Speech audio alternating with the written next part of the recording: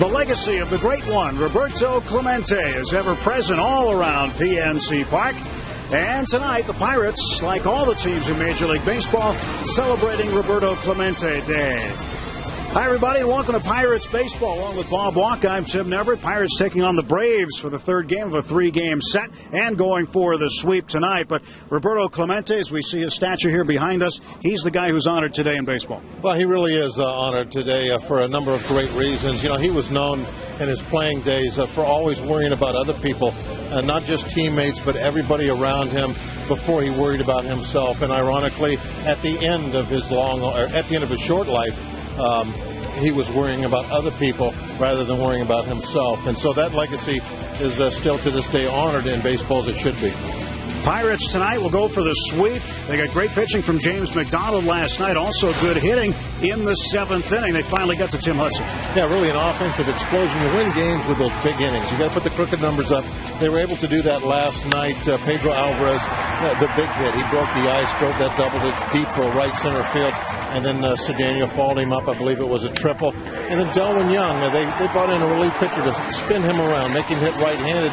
He only has, I think, 20 right-handed at-bats all year. And what did he do? He hit one of the longest home runs of the season, put up a 5-spot, and that was plenty for Hanrahan. Pirates will have their hand full tonight as we look at the pitching matchup. Derek Lowe, he's 9-0 against the Pirates. He'll take on Bucco lefty Zach Duke. Derek's a good sinker ball pitcher. He keeps the ball low. So you got to figure out a way to get him in the air. Don't swing at the ball if it's down below the knees. It's tough not to chase.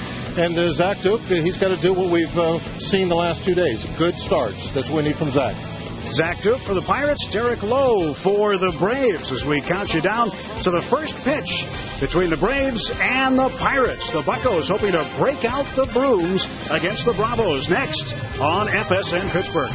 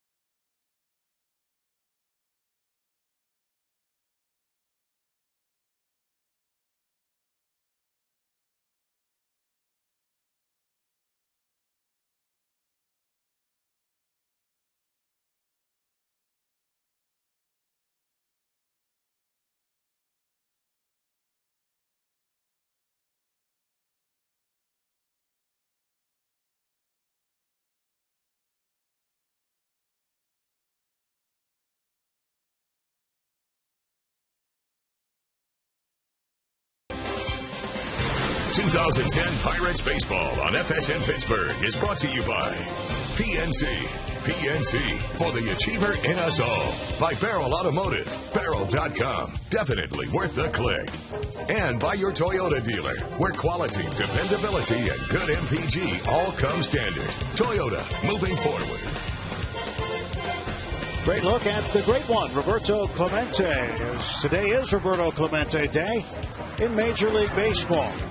We welcome you back to PNC Park with Bob Walk. I'm Tim Neverett, getting set for the first pitch between the Pirates and the Atlanta Braves. Zach Duke will have the opportunity to throw it to Omar Infante. We're just about set to get underway. You'll notice the Pirates wearing the early 70s hats tonight, which actually look really nice. Yeah, I like them. That's a good look with that uniform. Ball one is called to Infante. There's a good look at that hat.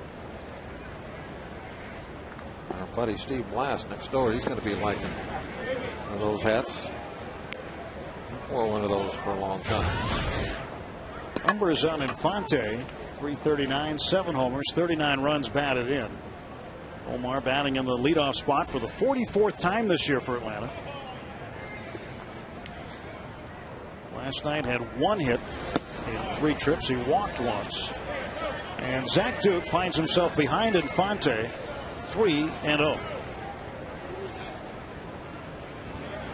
See if he can get a strike. And he's back in it.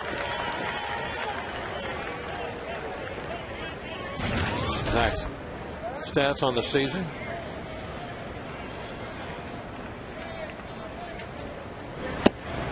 The Pirates have gotten a couple of excellent starts. And because of that, a couple of wins. Seems to go hand in hand, doesn't it? Good starts. Isn't that a coincidence? Yep. It's really not a coincidence. That's what it's all about. Starting pitching. 3-2 up in the air, center field, short right center. Andrew McCutchen with a can of corn for out number 1. Nice come back from Zach. Bobby Cox sends his lineup out this way.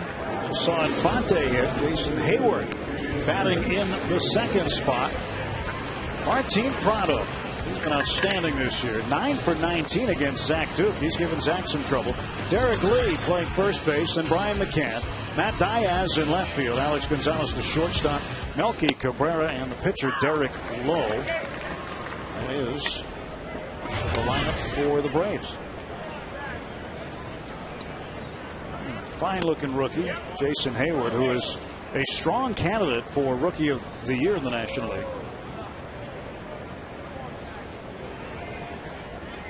1-1 pitch. Zach had some movement on that one. They made the All-Star team. Didn't get to play because he was hurting a little bit at that time. But was everybody's preseason favorite for Rookie of the Year. Really a lot of fanfare in spring training about him. A lot of talk about how far he could even. There was reports in the Grapefruit League about his batting practice every day. Well, he hit this car in the parking lot or that car in the parking lot. We were reading all about him down in Florida. Lines one to center for a base hit.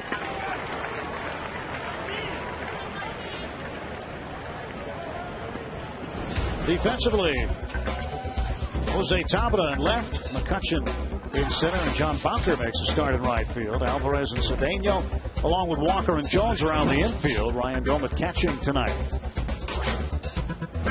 John Bowker getting another look. He's a left-handed bat. Getting a start. A lot of right field candidates now, isn't there? Yes, sir. That's going to be the challenge for John Russell, how to get them all in and get them at bats. And Bowker in there tonight. Gomez, Millage. Devlin Young, Moss has been brought up on the team now. Pitch to Prado. You can have a 5-man rotation just like the starting pitching. Right field. You've got Millage, who's a right-handed bat. Doma, a switch hitter. Then you've got 2 left-handed bats with Bowker and Moss.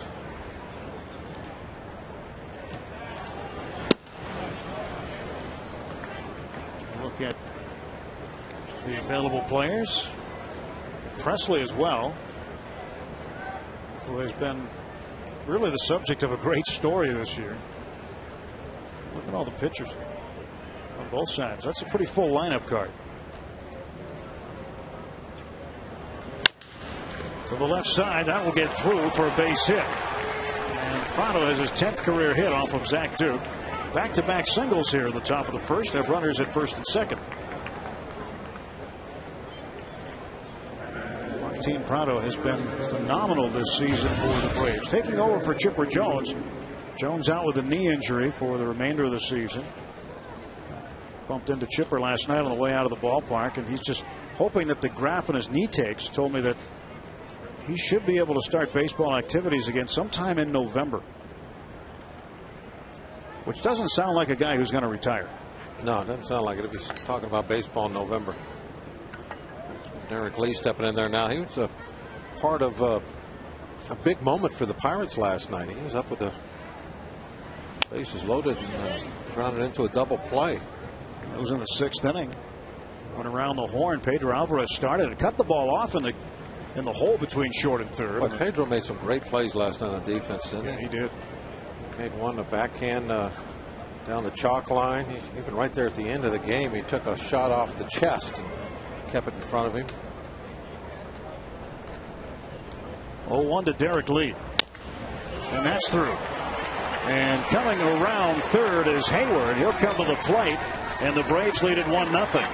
3 straight singles off Zach Duke in the top of the first inning, and the Braves plate the first run. These last 2 could easily be the double play balls. We were talking about Lee knocking into that double play last night. Well, this ball that he hits here could have easily been the same thing, but instead of at one of the infielders, look at that. It's right exactly in between them. And not only is it no outs, it's a run. Real nice turn at third by Hayward, too, by the way. Really cut the corner well. Good fundamentals on that base running. It's just the second run the Braves have scored since Sunday. 7th inning on Sunday against Florida, I believe. That was the last time that they had scored a run. And they managed to run on David Ross's sacrifice fly at Monday's 2nd inning. Since then, nothing until just now.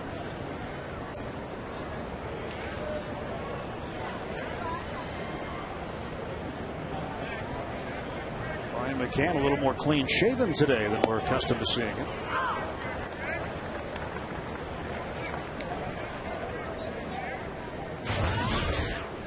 Had to take a double take. I was wondering if that was David Ross batting left-handed, but he doesn't. He bats righty. So now the Braves have 2 clean shaven catchers.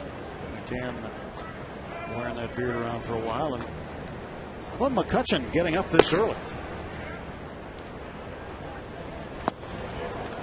Well, that's one of the luxuries of September baseball. You can do all kinds of things you don't normally with your roster. You want to bring in reliever early in the game. You got a dozen of them out there to pick from. You can bring in one every inning if you like. Look at that. That's pretty crowded.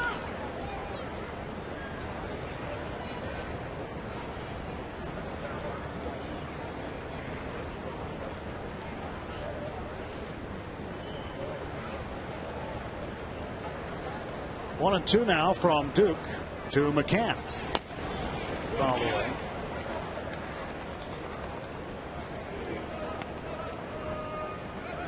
McCann at the plate, and Andy LaRoche honored before the game. Both Roberto Clemente Award finalists for their outstanding community service and outstanding baseball skills. It was very neat to see the Clemente family here embracing Andy and giving him a big framed Roberto Clemente game jersey, and he received an award from a local Down syndrome organization. He's done a lot of work with Down syndrome kids and a lot of work with the Miracle League and Cranberry. And he never stops. Nope. It's a special day all over baseball, but here in Pittsburgh it seems to even mean more. A reminder that everybody has responsibilities to their communities. This is in play. Garrett Jones, tough play for him. He makes the play, and the throw to third is cut off. But advancing on the play is Martin Prado. 2 men are out now on the top of the first.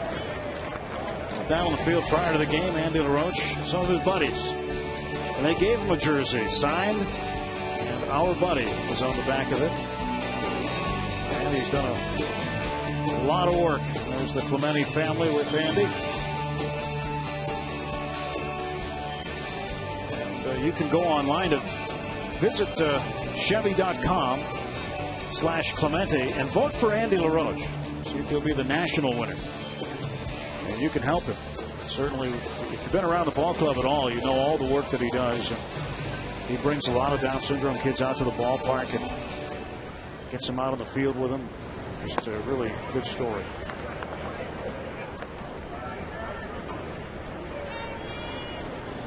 Two outs. Runners at the corners. 1 in. Matt Diaz, the left fielder, up.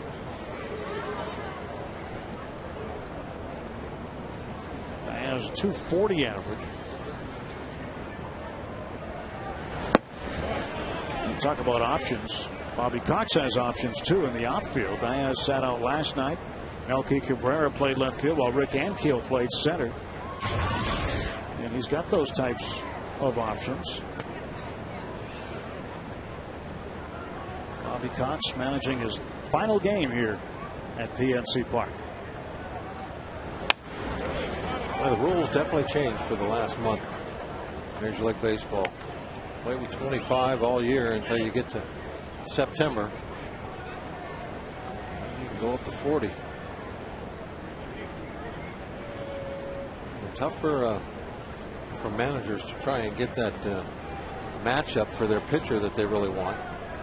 There's always another pinch hitter over there.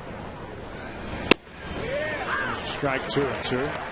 Pirates, prior to the game, honored Bobby Cox by presenting him with a sizable check for the charity of his choice.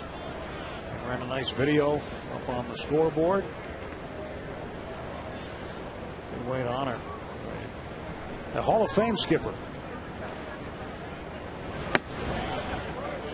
Count is full, 3 and 2. Bobby, he's been on the circuit this season. John Russell and Frank Cooley, the president of the Pirates, presenting him with a check. And Bobby acknowledging the fans here. Guys won an awful lot of games. A good man, too. Not just a great manager. Pretty close pitch. Yeah, not much of an argument from Gomez, but the pitch did look borderline. The Duke's not getting a lot of breaks here. A couple ground balls found the hole, and I thought that there was a couple of pitches in that at bat that were borderline. He might have got some kind of a call. Didn't come up with it. Ray Searage, the pitching coach, will come out and visit with Zach Duke.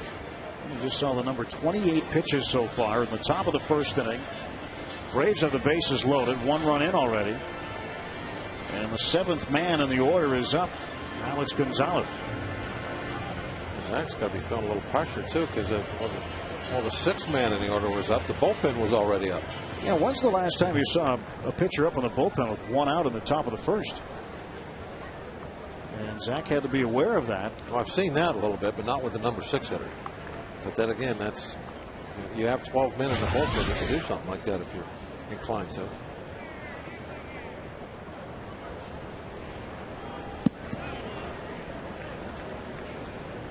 Gonzalez, former Toronto Blue Jay, acquired in mid-July from the Jays.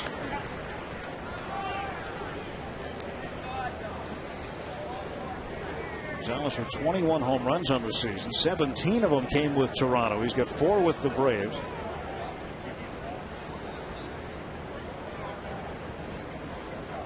A 1 fouled off. That was the 30th pitch of the inning for Zach Duke.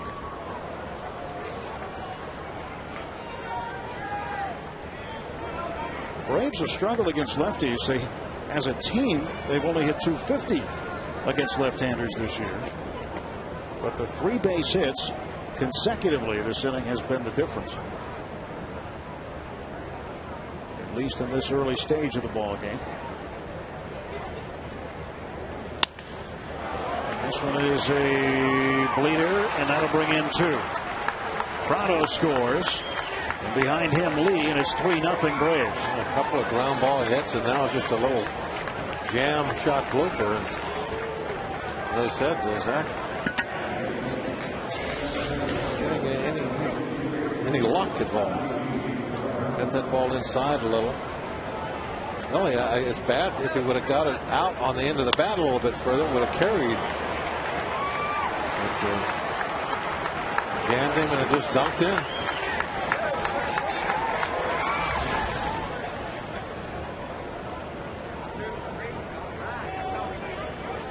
Braves only had 5 hits in the ball game last night. They have 4 this inning. Cabrera switch hitter batting right-handed. That dreaded crooked number goes up in the first inning for the other team.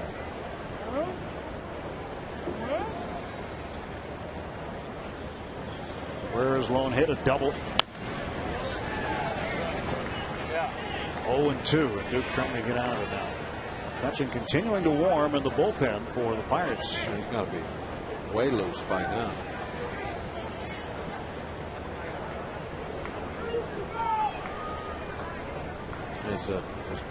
As long as he's been thrown, Duke maybe just a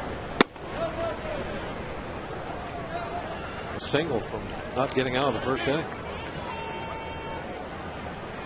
Especially if it's a well hit ball. Maybe if it's another just a ground ball single or another jam shot, perhaps not. But if Cabrera hits this ball well somewhere for a hit, could be a hit. Count will stay a ball and 2 strikes on Melky Cabrera. You're looking down in the dugout. I think that's JR. He's on the steps. Usually that's a sign that he is thinking about it. Isn't that him on the bottom step? That is. Standing at the ready. Not the way he wanted things to start tonight. Certainly not the way Duke had envisioned. Ground ball left side. Cedeno. He will throw him out. What a play by Cedeno. Outstanding work by the shortstop, but damage done as 3 runs put up in the top of the first inning off of Zach Duke.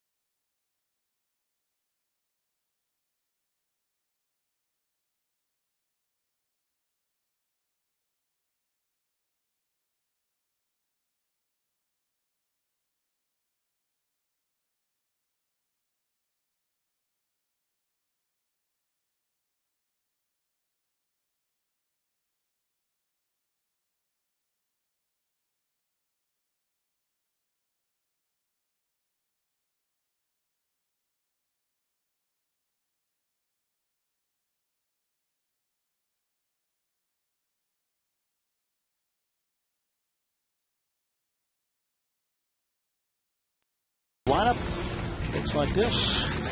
Familiar at the top of the order: Andrew McCutchen, Jose Talbot, and Neil Walker third. Garrett Jones in the 4th spot. Pedro Alvarez, current homestand, hitting .294 with a home run.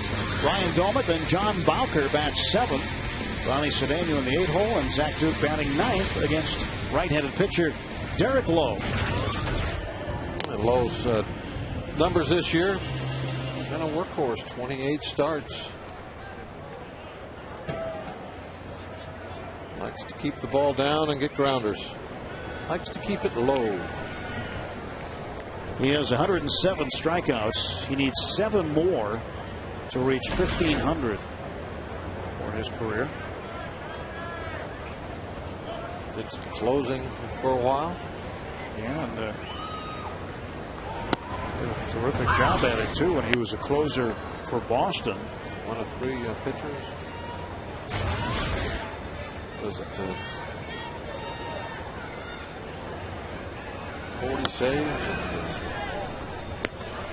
Well, he had 42 saves in 2000 with Boston, and he's one of 3 pitchers, aside from Dennis Eckersley and John Smoltz, to have a 20-win season and a 40-save season.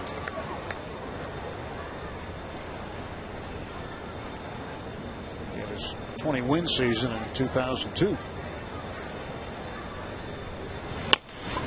Chopper to the left side. Martin Prado gathers it in and throws out Andrew McCutchen. 1 away. Our AGH injury update. Eric Lowe did miss his last start. He's pitching on 10 days rest tonight. Bone chip in his elbow. He received some treatment and a cortisone shot. Allegheny General Hospital Sports Medicine, the official medical provider of the Pittsburgh Pirates, giving us our injury update tonight. There's Chipper Jones. The injuries keeping him out for the remainder of the season. It'll be good to see him playing baseball again next year. There was some talk whether or not he'd retire. The only manager he's ever played for is Bobby Cox. So how will he adjust to a new skipper? Or more appropriate, how will the new skipper not deal with, but adjust to Chipper? Maybe Chipper will be player manager. That's a thought. It's been a while since we've had one of those. I guess Pete Rose, the last one. When I was a teenager, I think Frank Robinson was a player manager for the Angels for a while. SoCal. 2-2 to Tabata.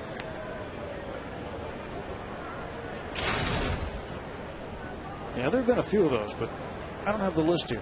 Yeah, well, I can think of it in the last 50 years. The list is probably pretty short. It is. It's grown much shorter over time.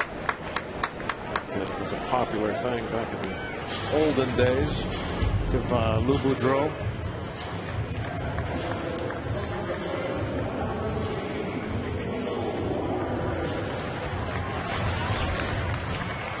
Now Neil Walker. Walker with a 14-game hitting streak, and Neil one behind the National League leader in consecutive games with a hit. That's Carlos Gonzalez of the Colorado Rockies, who's hit in 15 straight. Yeah, it hasn't been one of those hitting streaks where he's just slapping a lot of singles around too. He's hitting home runs, doubles. Sure that if you looked at his slugging percentage during this spring, it would be pretty impressive. Had a double last night in his final at bat to keep the streak going. It's the longest streak by a Pittsburgh rookie since Johnny Ray had a 14-game streak in 1982. And the last Pirate rookie to hit safely in more than 14 games was Rennie Stennett. He did it in 18 straight, 1971. Something about being a second baseman. They get the hitting streaks. Although the last guys that you can think of who really challenged the hitting streak record of Joe DiMaggio. And there it is, 15 straight. I have to wait till the last at bat tonight. They're over with early. So he passes Johnny Ray. Now it's on to Rennie Stennett.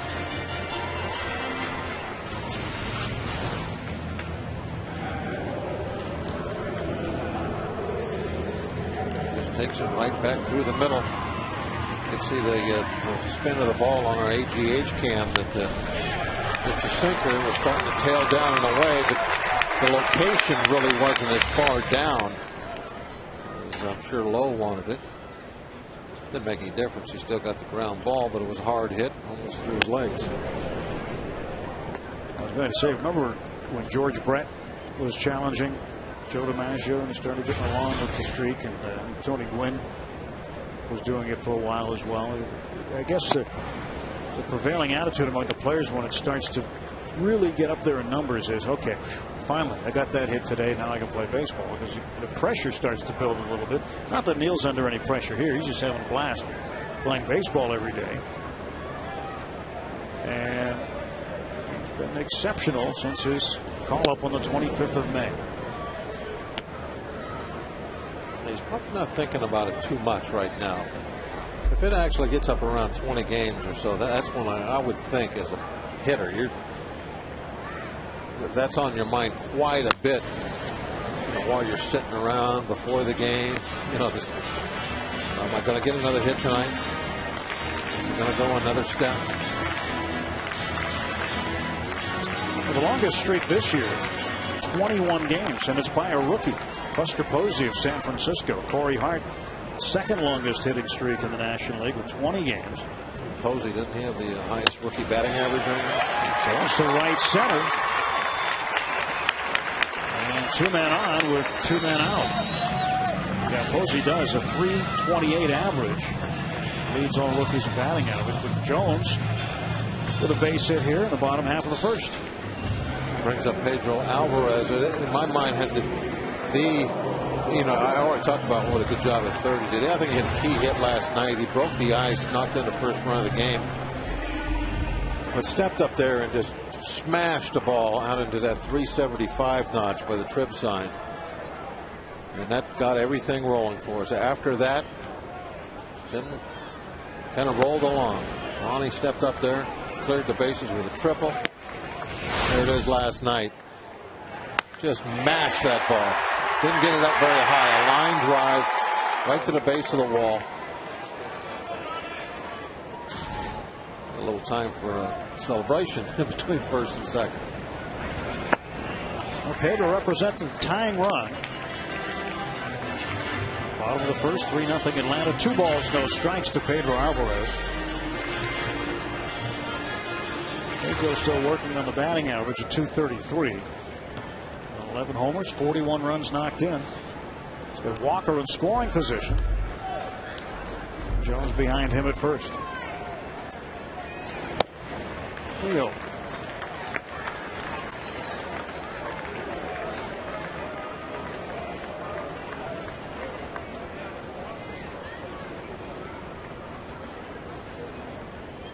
Derek Lowe, former Mariner, former Red Sox, former Dodger. Spent 8 years in Boston, 4 with the Dodgers before coming to Atlanta. Signed as a free agent. He's under contract until 2012.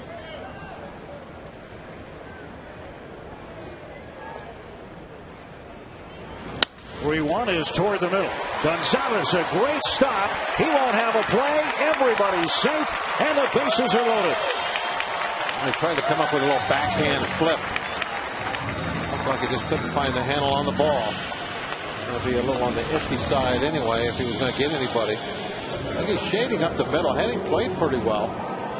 Right there, it looked like he's going to flip the ball and just couldn't come up with it. AGH cam will show it roll right out of his glove behind him. Oh, he's got a tiny glove too, doesn't he? Yes. There it is. A tiny glove saved a run. Yeah. Gets past him, Walker scores. But instead, here's Ryan Doman up, batting left-handed, the switch hitter. We'll take strike 1.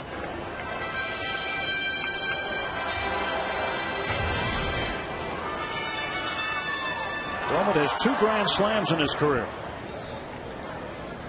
And there's 2 out of 7 in his career against Lowe.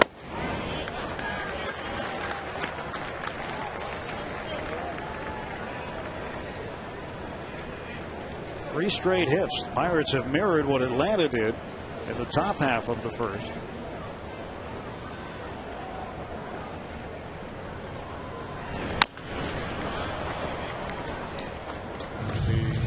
Just a little strike. Rolled up the right side, 1-2.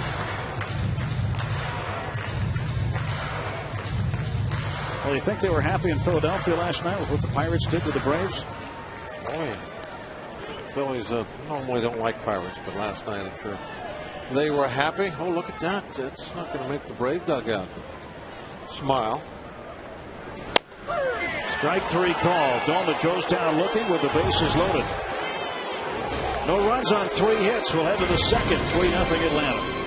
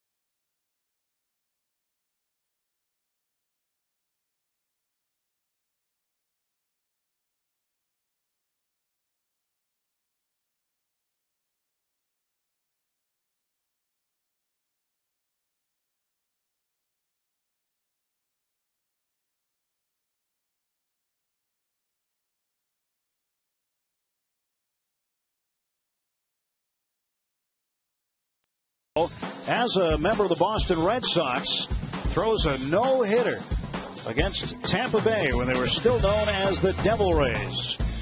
And Lowe celebrating the no-no. April 27, 2002. PNC for the achiever in us all. Eric Lowe will lead off here at the top of the second inning. 3-0 Braves with the lead. Lowe does have a hit against the Bucs this year. 16 is his average. He has 5 hits overall, one of them coming against the Pirates. Swings at the first pitch and hits it toward the gap, and this one's going to roll into the notch. Lowe will pull into second with a leadoff double. He's a big man. He runs into one every now and then. He caught that one. Hit that about as hard as anyone's hit a ball tonight. Right down the middle. Powell.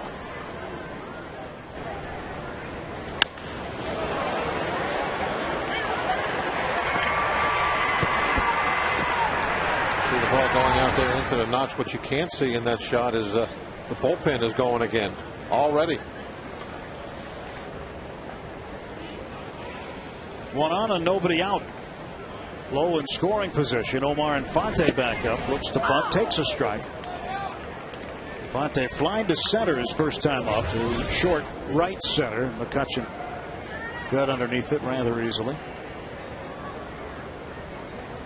And the other McCutchen, Daniel McCutchen, for the second time is warming up. Yeah, he won't have to throw. In fact, he's probably ready right now. After he threw almost the entire inning last on the first. So what the heck, after 5 or 6 tosses, you're ready now. Wide of third for a foul ball. Coming into the game tonight, Bob, the Braves were hitting .135 with runners in scoring position over their past 5 games. They've gone 1-4 over their past 5 games. They were 5 out of 37 with men in scoring position, and they had left 42 runners on. But in the first inning, a different story.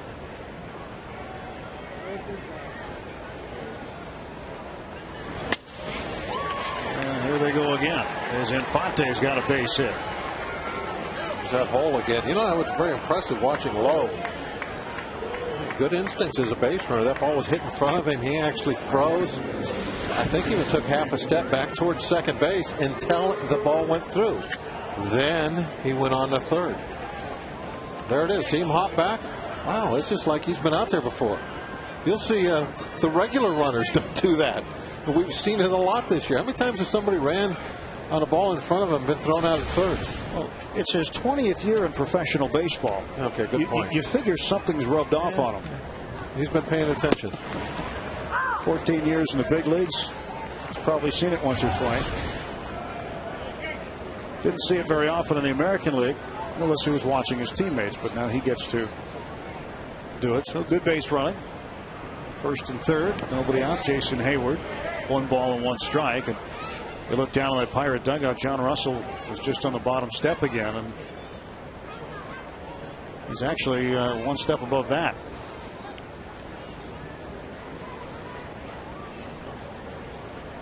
He's giving some signs to Doman on what he wants as far as pickoff throws or pitch outs, anything like that. Oh, another pitch that is on the corner. Just not getting a lot of calls.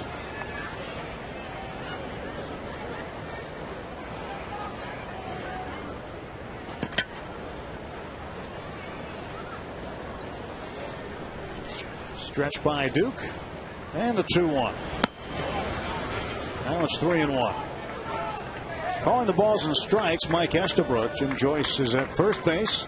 Marvin Hudson at second, and the crew chief Darrell Cousins back of third tonight.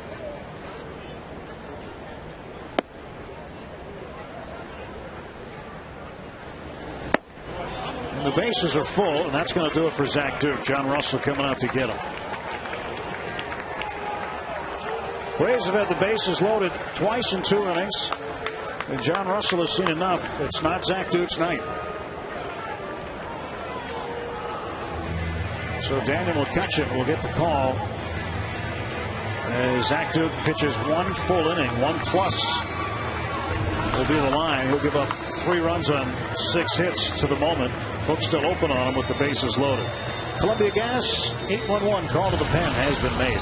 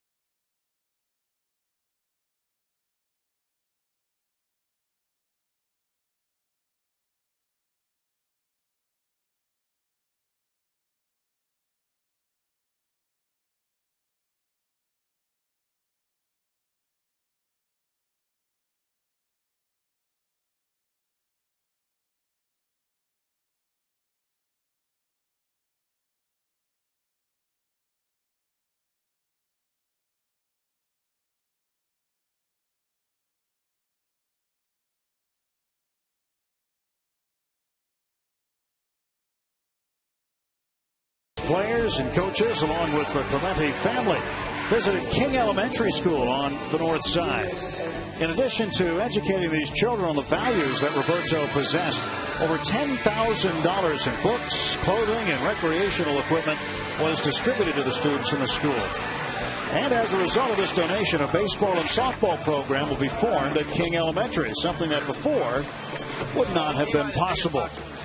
So the entire team out there today making a big impact in the community at King Elementary School. And all students received a copy of the book, Roberto Clemente, The Pride of the Pittsburgh Pirates. And the Clemente family spoke on the importance of self-pride and community service. A great event today.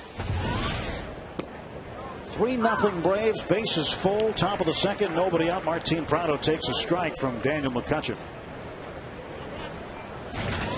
Seems like McCutcheon's starting to find himself a home out there in the old Carrasco role. Popped up. Infield fly rule. So Prado automatically out. 1 down. I think I even saw a quote the other day that somebody was asking a question about, will he be in the mix? Daniel be in the mix for maybe getting a start? And I think it might have been Neil that said it. Could have been JR, but it was along the lines of he's doing so well where he is right now that just going to let him go. If it's not broken? Right. He's pitching great out of the bullpen.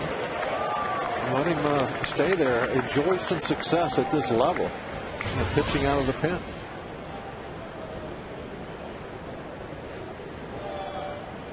Daniel McCutchen facing Derek Lee. Lee, a base hit and a run scored in the first inning. 1 man out, top of the second. Bases full of bad guys for Atlanta. And the 0-1 coming. 1-1.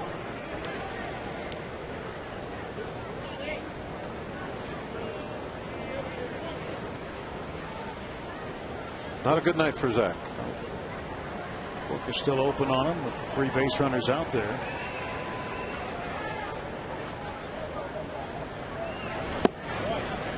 Two and 1. We were talking earlier about Derek Lee, a big moment in last night's game. 1 out, bases loaded. Hit that chopper toward the hole. Alvarez was able to reach and glove it. Walker, great turn at second. They got out of a big jam. Huge part of last night's game. That's what we're looking for now. Trying to pound him inside, and he's missed 3 in a row inside. And the runner, Derek Lowe, the pitcher, he's at third base. Omar Infante at second. Jason Hayward over at first base. Prado popped out with the bases full. And now Derek Lee, 3 balls and a strike.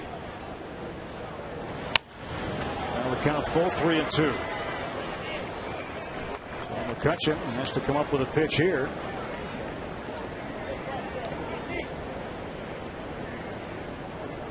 Not easy facing a guy like Derek Lee, a veteran, 35 years of age, actually turned 35 on Monday. Lee has been through these wars before. Full count, 1 out, bases full.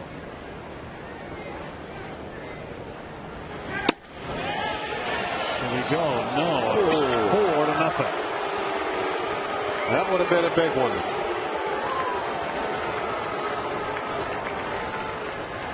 Derek Lowe walks home. Run charged to Zach Duke. Didn't go. That head of the bat back. Those Saints, a great shot. Yeah, he did not swing. Good call. Brian McCann now. He popped out foul ground to Garrett Jones. He's 0 for 1. 1 ball, no strikes. Strike zone varies from night to night depending on the home plate umpire. Pitchers have to learn it early in the ballgame. So do the hitters.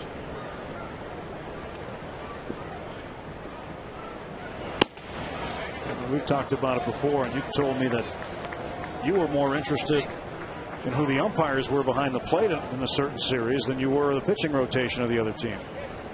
Well, that's right. I might have been a little different, but I really like to know who was behind the plate. I want to know what kind of strike zone I was going to have. Not that I was going to be able to change the way I pitch. I was wild. I had to live with it. But being wild, I wanted to know if there was somebody back there with a pretty big zone. Walker makes the play and guns it in. And that prevents a man from scoring, and Fonte stays at third.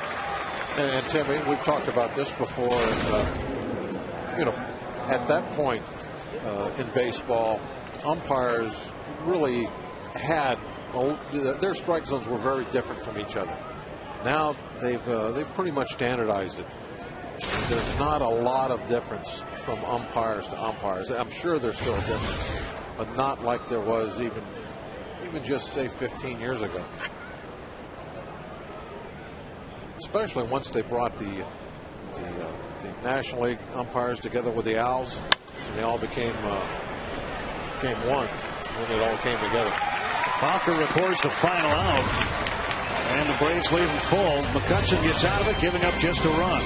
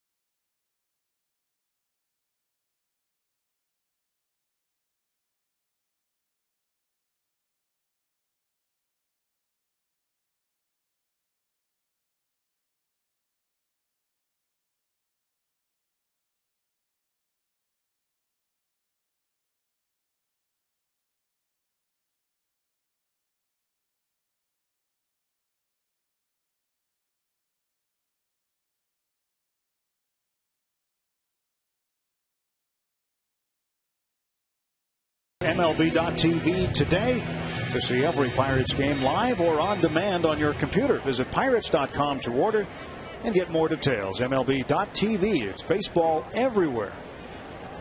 And it's available throughout the offseason as well. All winter long, you can watch games. 4-0 Braves, bottom of the second inning. Here's John Bowker. And John looking for a hit. Pirates had 3 hits in the bottom half of the first inning, but they could not produce a run. Ray Searage having a word with Daniel McCutchen, who was due to hit third this inning.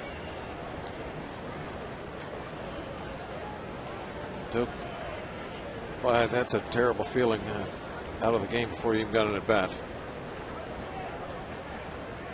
I know that feeling. It's not a good one, is it? No. Happened to me a couple of times. Once against the Braves. I was going up against my old roommate from when I was in Atlanta, Rick Mailer. Back in the days you had roommates. and anyway, he was pitching and saw it coming like a week before. I was spending all kinds of time in the cage, taking extra batting practice for these bragging rights. And then I didn't even get in a bat. In fact, I didn't get it out of the first inning. Is that right? Yeah, I think I can remember twice in my career, both in the minor leagues and in the big leagues, where I didn't get out in the first inning. That was one of them. Derek Lee feeds Derek Lowe, and there's one out. You always remember the bad ones. Some of the good ones. I told you that. The bad stuff I remember. You remember some of the good ones, but all the ones in the middle are a little fuzzy. Yeah. A lot of the good ones too. You're like, okay, that was good. You move on. The bad ones, they'll stick with you. Those are the ones that you learn from. You probably had a couple of 4 1/3, 4 2/3, 5 1/3 that you can't remember. A couple. But the vast majority. Couple a week.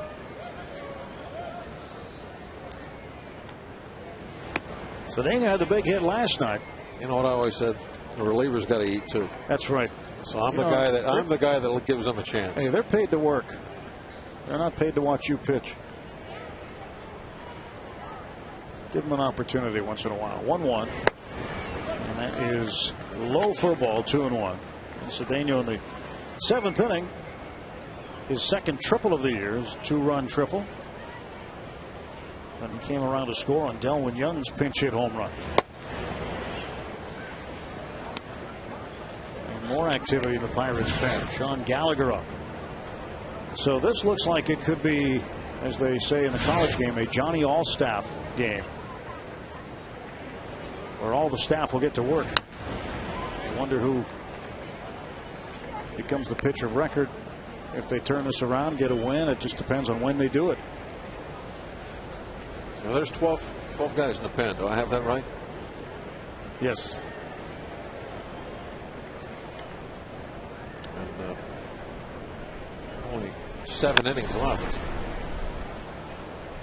Now 11 in the pen now because McCutcheon's already in the game. So do you need a calculator to figure this out? Yeah. Or an abacus? Brad Lincoln out in the bullpen too, normally a starter, and this is not to indicate, according to John Russell, that Brad Lincoln is going to be a relief pitcher by trade. They plan on having him start next year. Cedeno is out. 6-3 goes the put out. But because he had a little bit of a neck issue when he came back from that in Indianapolis, he pitched 2 innings by design. Started the game, went 2 innings, came out, and then got hit a little bit in his last start against Louisville. So because he's not on regular rest at this point, it was determined that he would go to the bullpen and work out of there for now.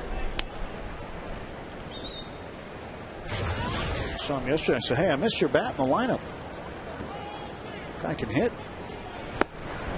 Yeah, he really did a fine job of showing us immediately that he knows what he's doing when he has the wood in his hand. He can pound that ball. And he told me he only had a couple of at-bats once he went back to AAA. Daniel McCutcheon strikes out. Pirates gone in order in the second. We are through 2 here at PNC Park. 4-0 Braves.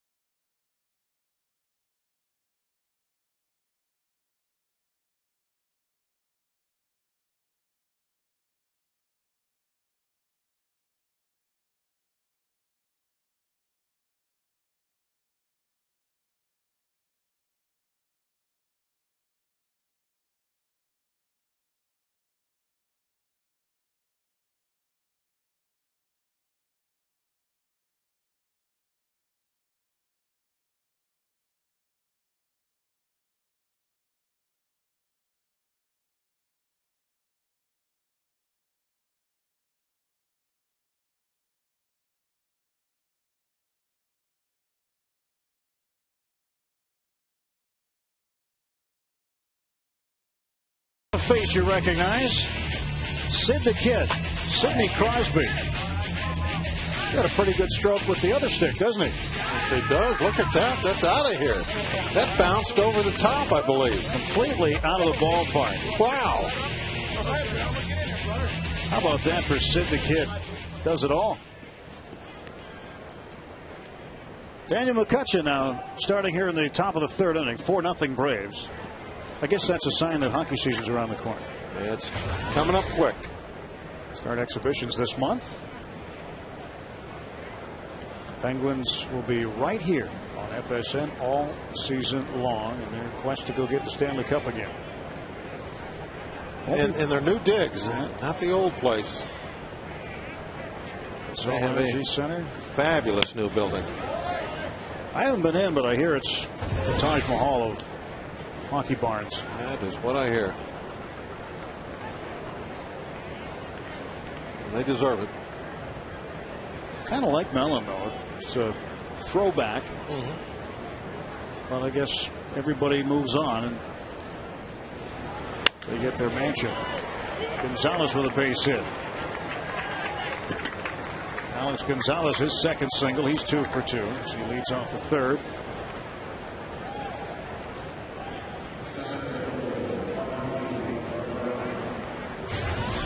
Well, you and I were up here the day that Bill Guerin brought in the cup. You and I get to hold it up. Not everybody gets to do that, you know. Yeah, that was a neat thing to be able to be that close to it, touch it. Look at all the little dents and scratches, and you can see that thing gets moved around a little bit. The Stanley Cup treated a little bit differently than other trophies. Yeah, they let the people really enjoy it. Yeah, you don't see players gallivanting around with a World Series trophy, drinking beer out of it. That Stanley Cup. That's been in swimming pools, on boats. It's got some stories, I'm sure. If it could talk. A lot of history there.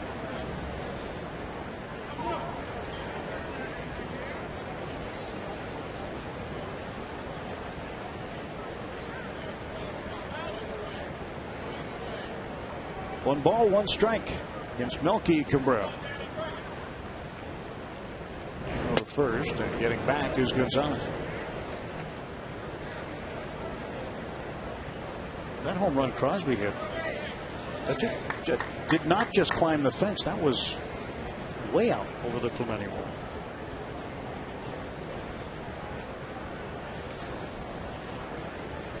One. Down to third and past Pedro. Back-to-back base hits to start the third. The Braves brought their bats with them tonight. Yes, they have. That'll get the bullpen up and going again. First 2 hitters aboard.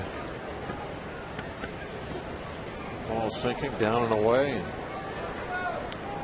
Just kind of went with it.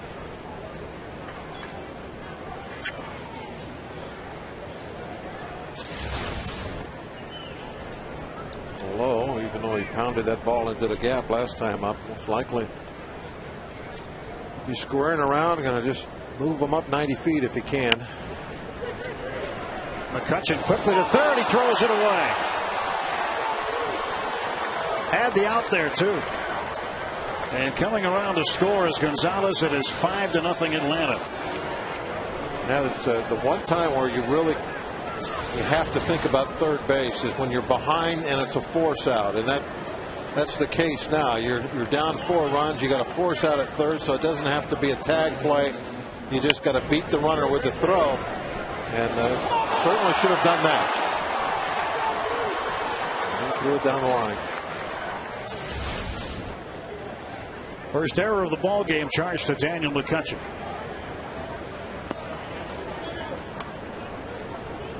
Zach Duke charged for the first 4, and now McCutchen charged for his first. No run batted in on the error, but a sack scored for Derek Lowe. First and third, nobody out. Omar Infante batting for the 3rd time in as many innings.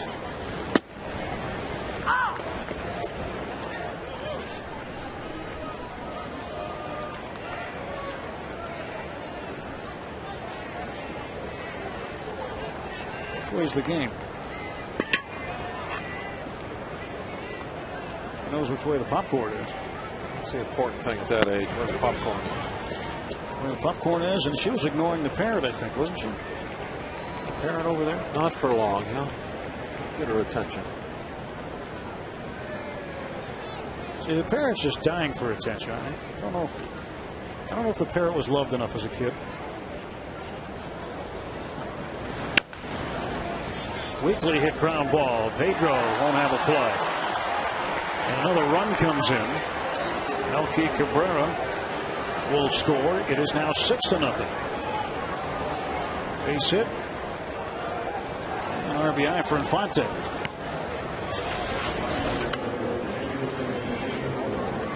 Just a swinging bunt. When Duke was out there, there were some fortunate hits, a couple ground balls, found holes, a couple little bloopers. The same thing going on now. They are getting their hits for sure. You can't really just probably bad luck about it, but you got a ground ball that got inside the bag at third, and then now a swinging bunt. But then also, we had an out right in front of us on that sacrifice bunt.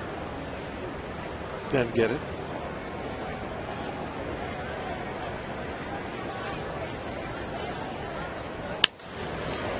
Things definitely are going the Braves' way tonight. I think when the players opened the paper this morning and saw themselves in second place in the East for the first time since the 30th of May, they probably grew more concerned, realizing it was just a half-game difference, but at the same time, very much in the playoff picture as they lead in the National League wildcard scene by a game over San Francisco. Phillies up 4-0 over Florida now. Everybody in that Brave dugout has looked at that spot out on the Clemente wall numerous times tonight already. You're in September and then you're in a pennant race. It's amazing how many times you glance over there. Not that it really is going to affect anything you're doing on the field, but you got to know what's going on with the other club.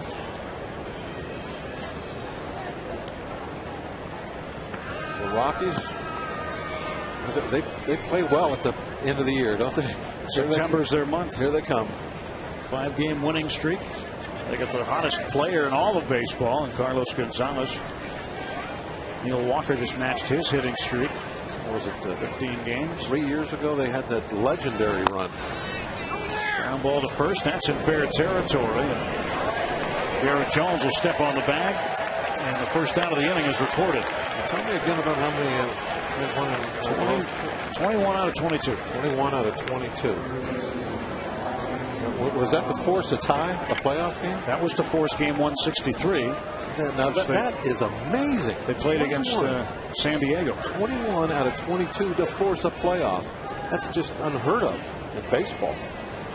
That's playing some good September ball, I think. But that's under the bridge. That's not going to help them this year. They've got to do it again. Field in a bit for Martin Prado. Runners at second and third and 1 out. 6 runs in, 9 hits for the Braves.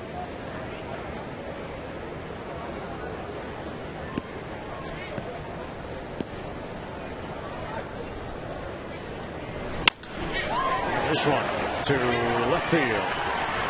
That'll get 1 run in. They're trying for another. They'll get 2. Prado drives in 2 more. Omar Infante and Derek Lowe score. 4 runs in the inning now. This is kind of an odd play as you see the ball hit hard. That, why wasn't there a throw toward the plate? There's a single to left.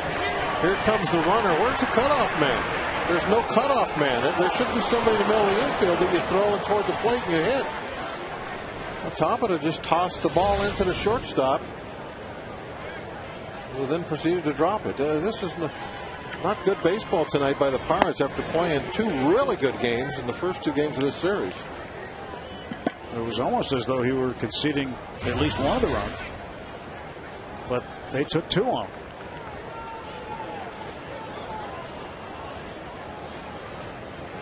Ray Searage out to visit with Daniel McCutcheon. 1 ball, no strikes on Derek Lee. In case you missed it last night, Trevor Hoffman with his 9th save of the year, 600 career saves, as he ended up working the 9th inning last night over St. Louis. And got his save. Nobody ever in baseball has had that many. Well, I'm glad he ended up getting it. Didn't look like he would do it this year when he lost his closer's role.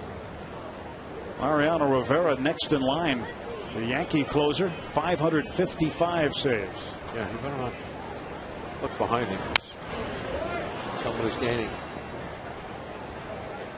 Derek Lee fouls it away. You know, the footage we saw of Sidney Crosby taking batting practice earlier today reminded me of something I saw in the minor leagues with Derek Lee when he was a prospect with the Padres. I was at the ballpark one day in Las Vegas when he was taking or actually had a home run derby against one of the headliners at the time, Danny Gans, who was in the movie Bull Durham, was a former minor league player himself. And the rule was Gans could use an aluminum bat. And Derek Lee won 7-6.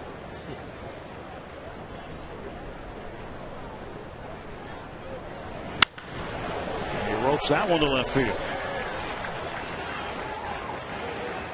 So the hit parade continues for the Braves early in the ball game, just in the top of the third, and some sloppiness in the field, and that's got to stop.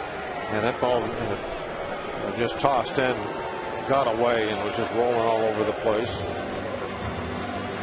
It's not been a very good game tonight. Cobb flips the ball into Cedeno, and it's just kind of rolling around. I think Walker ended up running over from second base, picking it up. So McCutchen is done. Sean Gallagher will come in to replace him. Another pitching change, and the Columbia Gas 8-1-1 call to the pen has been made again.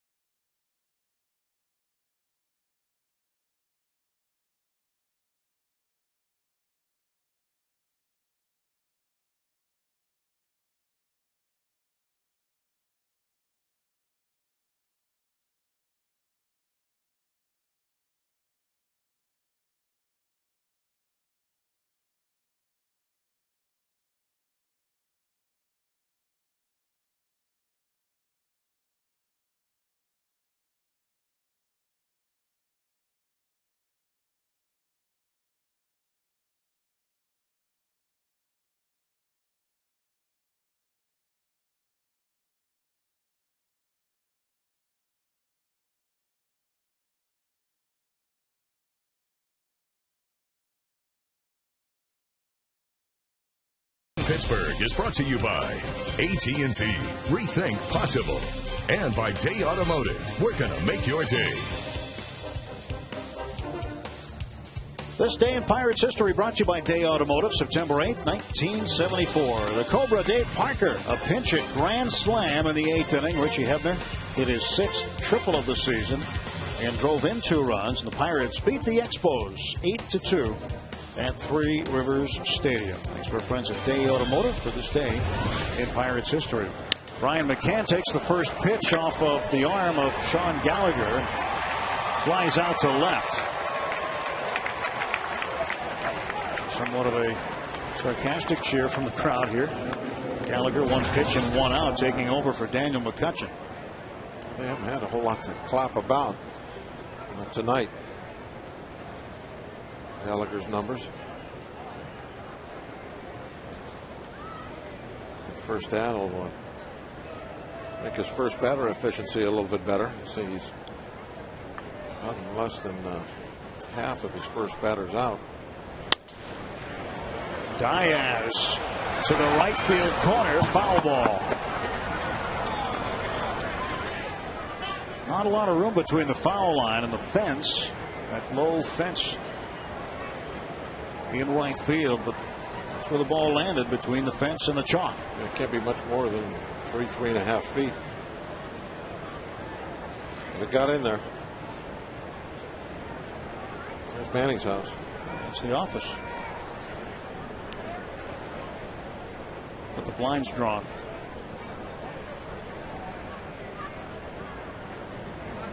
Grounds crew had to work hard last night with that rain delay. Right there in the 9th inning. This time, this ball will drop foul again as it's sliced away. 0-2 to Diaz. Diaz walked in the first. He flied out to right field in the second inning.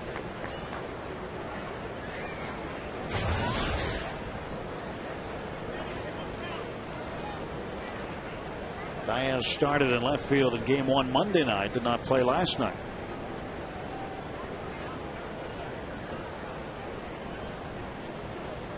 Two outs and 2 on. Runners at first and second for Atlanta. Martin Prado at second base. Derek Lee at first. Gallagher trying to catch him inside. It's a good spot for the 0-2 pitch. In there under his hands. Well, with Diaz to the plate, he is the 9th man to come to the plate this inning. Gonzalez on deck led the inning off. And each hitter in the Braves order has hit 3 times. The Pirates have only been around the order once.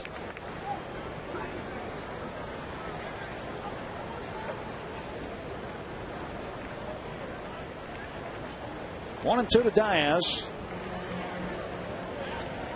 Sean Gallagher trying to record the final out. The top half of the third. It's been a labor.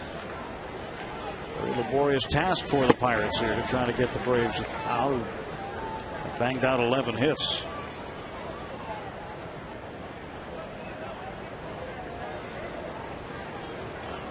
First 2 games combined, the Braves had 12 hits.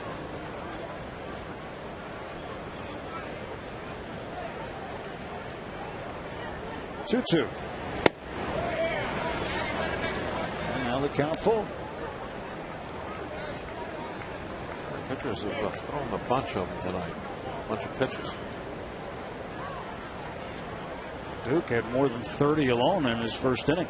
A lot of deep counts.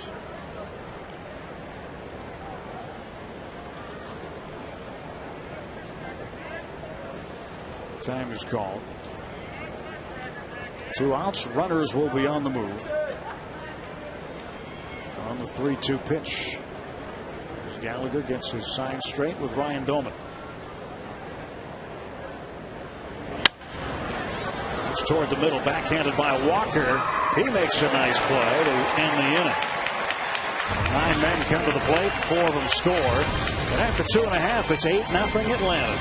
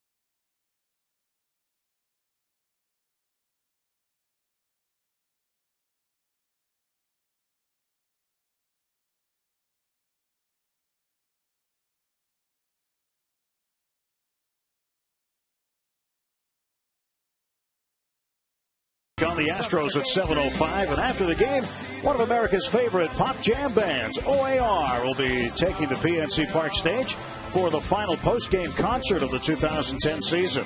They'll be playing all of their hits, including This Town, Love and Memories, and shattered. For tickets, visit Pirates.com.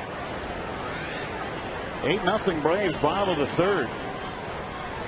Top of the order up for just the second time tonight. McCutchen facing Derek Lowe. How do you approach this, Bob, as a team that's down in this situation? Bat at a time. If you got somebody out there that occasionally is a little on the wild side, you start taking a strike.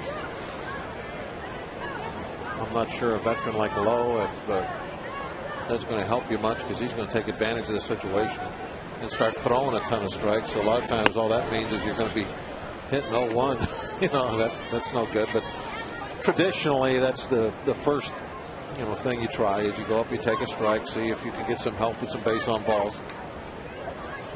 So the Phillies are hitting the ball well tonight also, along with the Braves. McCutchen, base hit. So there's the start of it.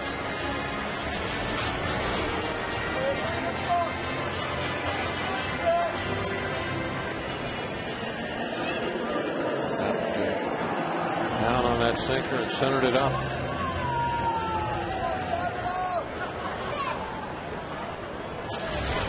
Watch the spin on that fastball. You can see how the ball kind of has a little bit of a sideways spin to it.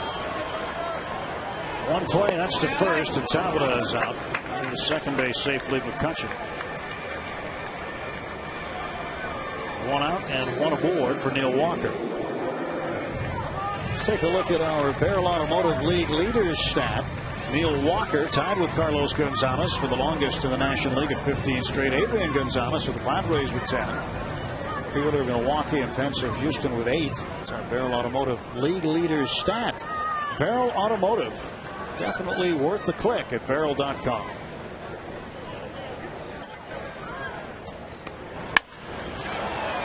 To left field, that one curling toward the corner. Diaz will make the catch. 2 down.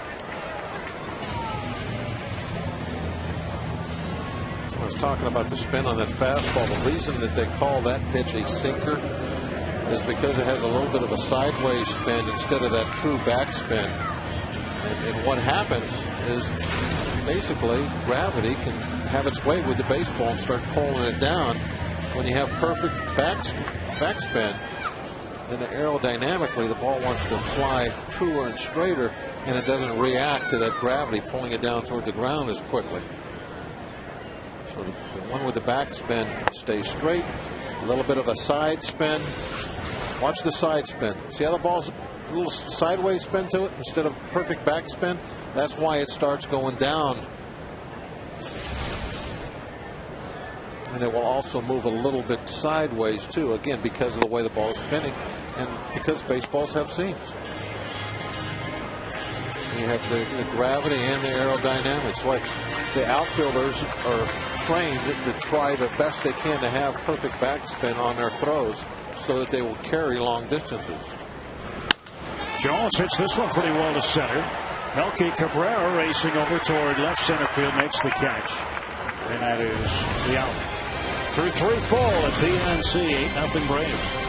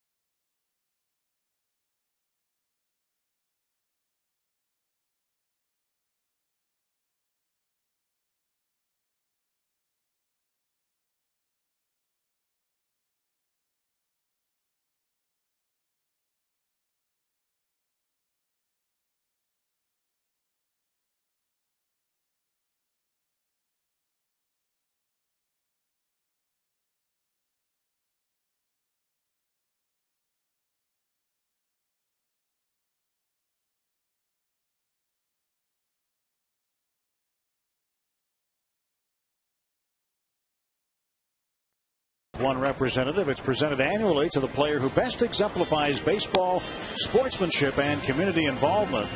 Originally known as the Commissioner's Award, it was renamed in 1973 to honor Roberto Clemente. And our AT&T Mobility Trivia question tonight centers around the great one. Who was the first winner of the award, now known as the Roberto Clemente Award?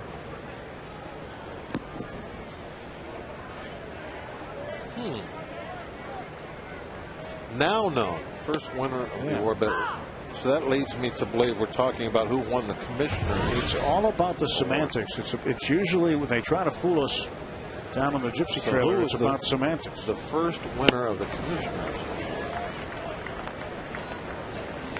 Now, do you have any idea what area in time we're talking here? 50s, 60s? I believe it would be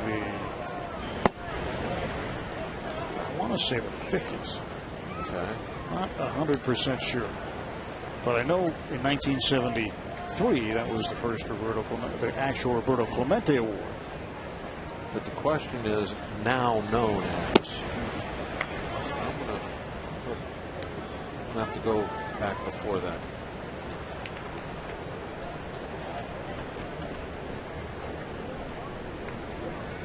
(1971). So it'd be 71. So I'm glad I wasn't 100% right. Gonzalez up in the air to right. Bowker back. He'll make the catch for the out.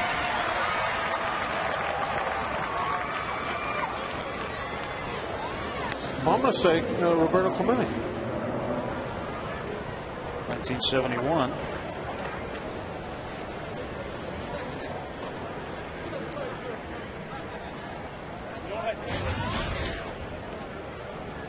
Good guess. 1971. Who else would have been a good candidate under the criteria that has been listed? 1-0 pitch. Not sure. I was in junior high. You weren't paying attention to. I was looking at batting averages. Yeah, batting averages and runs batted in and wins and losses. Those are important. Cabrera 2-1. 71. That's some interesting headgear. She must be from Mars, Pennsylvania. Good one. Right at Cedeno, he couldn't catch it, just over his glove, and Cabrera has his second base hit.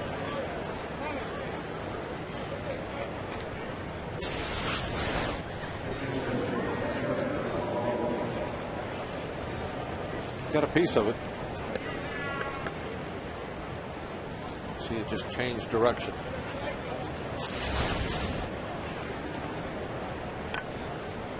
Derek Lowe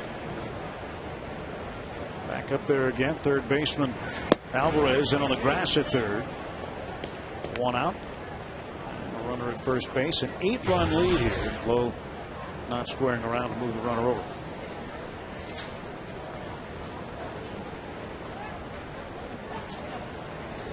Bobby Cox showing his age.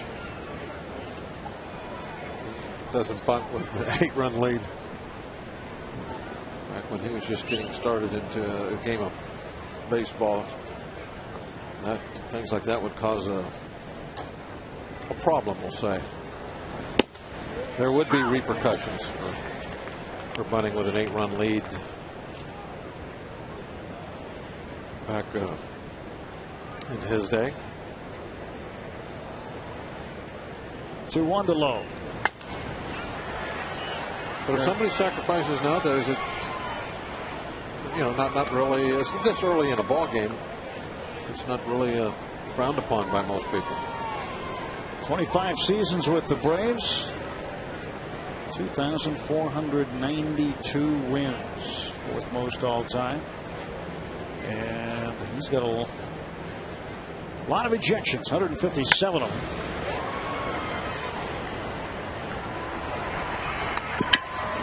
Two men are out now as Lowe flies. That's a lot of money if you think about the average fine for those ejections. I think so. Fans, you can get your first look at the week's biggest games in high school football. Our team hits the gridiron to talk with coaches and break down the key matchups to watch under the Friday night lights.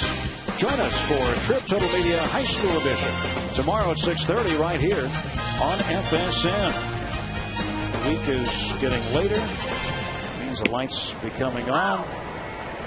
Big games this weekend once again all around the prep gridiron.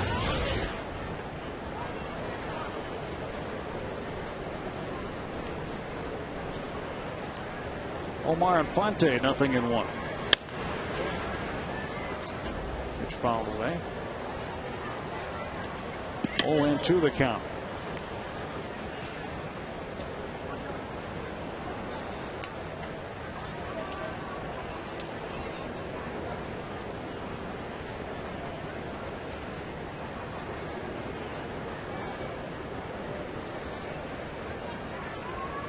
Gallagher's 0-2.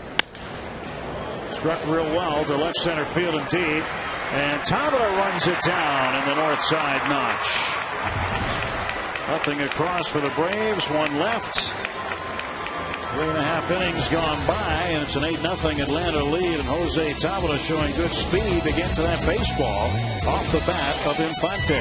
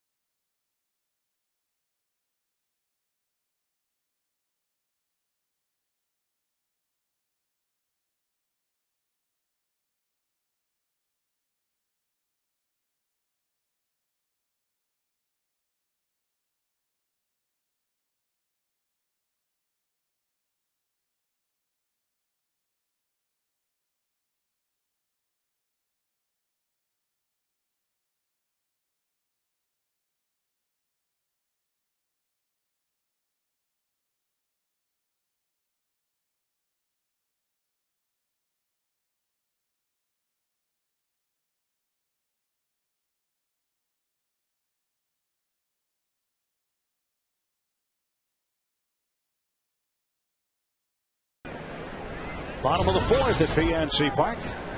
Pedro Alvarez takes strike one from Derek Lowe with Bob Walk. Tim Neverett, glad you're with us tonight. Very pleasant Wednesday evening at the ballpark. 68 degrees at game time, much different than a night ago. It was 86. Last night kind of strange after the bottom of the seventh. Skies opened up here. Electrical storm, lightning storm over this part of the city. I'm sure it was in a lot of parts of the city actually, but wasn't really expected. It definitely took the heat with it. Well, and remember Pedro Alvarez sitting there batting in the bottom of the eighth inning in an absolute downpour. Puts this one over the head of Gonzalez. Will it fall? Yes. Base hit for Pedro.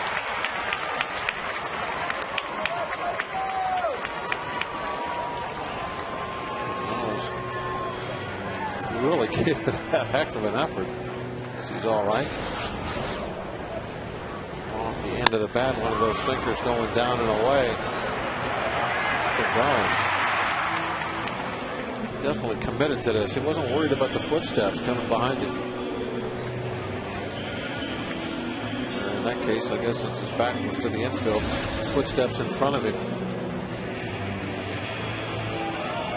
Ball took a fortuitous bounce right back into his hand off the grass. Ryan Domino for one, struck out looking in the first. This time he goes to left center, but Diaz lines it up. That is the first out of the Pirate half of the fourth inning.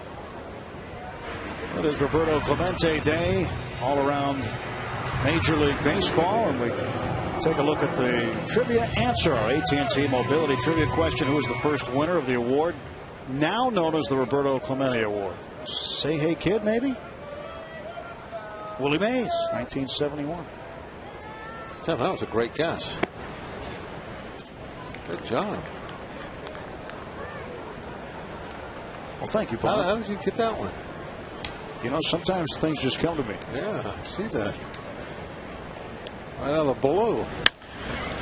Bacher grounds it to short. Gonzalez to second for one. That's a double play.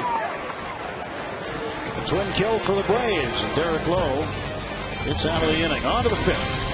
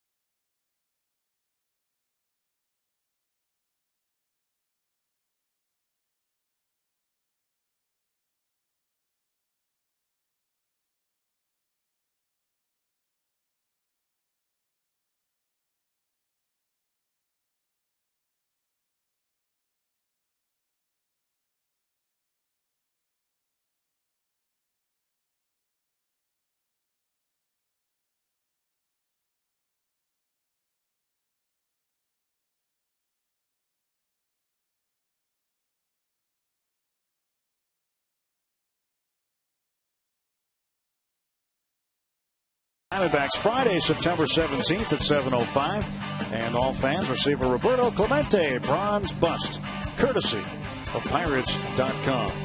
Yep, that's who it is, Pedro. I mean, that's Jose Tapia. Big Clemente fan, by the way. This collectible is a must-have for all young Pirates fans. Visit Pirates.com. Here's Brian Bass on now. It becomes the fourth pitcher used. Tapia taking his place in left field.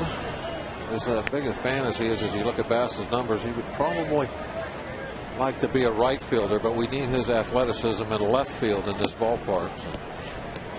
So Tapia plays left. Well, he's had a couple of opportunities now to meet the Clemente family. It's been a big thrill for him.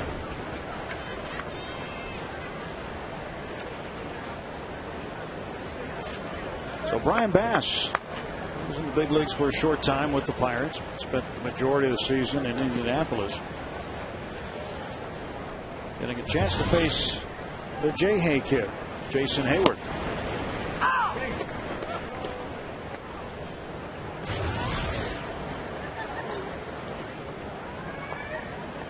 Bass made 3 appearances with the Pirates between the 25th of April and the 9th of May. Spent the entire 2009 season with the Baltimore Orioles. In fact, he finished second among American League relievers in innings pitched, 86 1/3. Walker will play the hop. Tough throw, but he got him. A couple of good backhand plays he's had to make, making that throw on the run.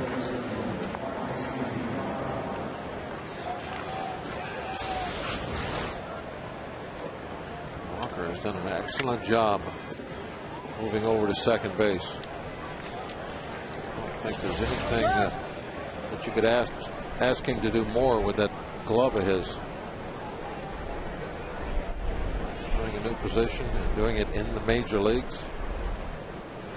He played this year. He played second base in AAA, but not a whole lot. 41 appearances in Indy.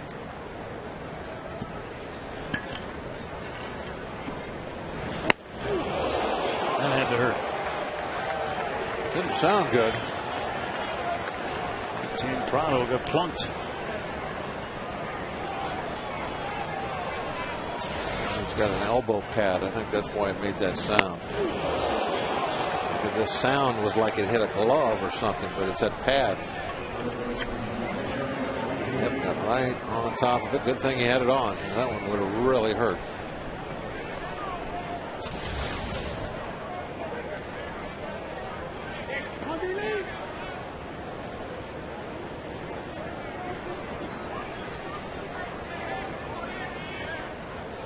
He's still upset about it at first base. Garrett Jones know that there's an issue. Maybe thanks for throwing at him.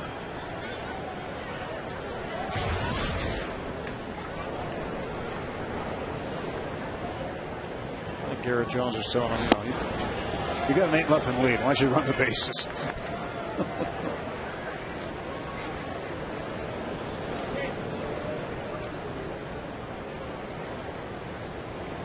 Amazingly enough, Bob, not every batter who gets hit by a pitch is being thrown at. I don't know if I've ever met one that didn't think he was.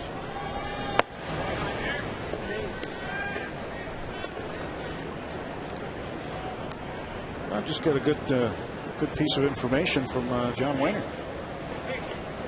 Send me a text. Oh, okay. Good stuff. I'll share it with you about hitting a batter. No. Oh, okay. This goes back a bit. Remember our this day in Pirates history? John and I had the getting hit discussion on the last road trip. So I thought maybe we can have it again on the next one. I was thinking, wow, that was quick. No, but this day in Pirates history talked about Dave Parker's grand slam against the Expos. You know who the pitcher was? Probably here at the ballpark tonight. 1974. Eric Lee with the walk, runners on first and second now. His son's playing second base. Really? Tom Walker. Like that. Holy rock. Internal research. Good That's call. what it's all about. Yeah. I know Rock's sitting home preparing diligently for the road trip, and he came across that nugget.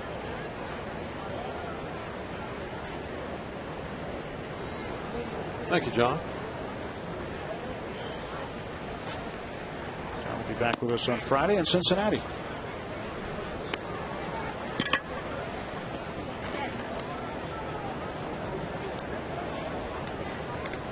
Now, if Rock was at the ballpark, that's where he would be. The all-you-can-eat seats. He'd say to that kid in the middle, "Hey, you going to finish that?" He's mainly a nacho guy. Pound some nachos. Hot dogs.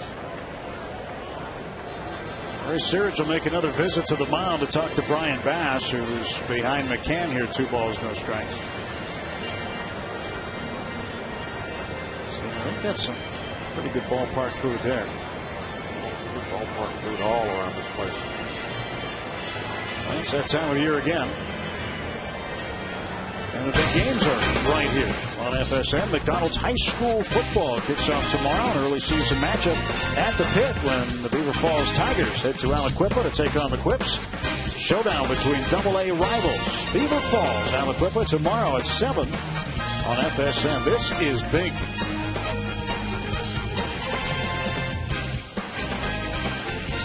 Outstanding. Looking forward to it. Some of those nachos. I might have to make a little run downstairs here for a moment. If I'm back late for next inning, you handle things okay? Make sure you bring 2.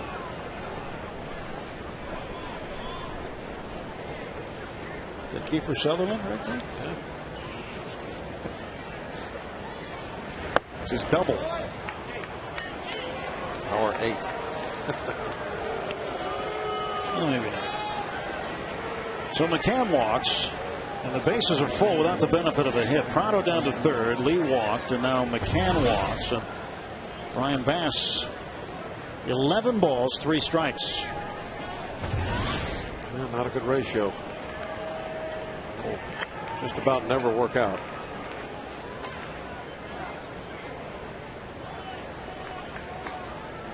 Matt Diaz does not have a hit. He has walked. He's flied to right and grounded out to second base.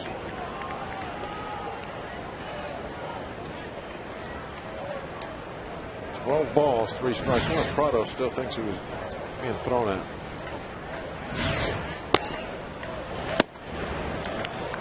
I think Bass is just a little on the wild side.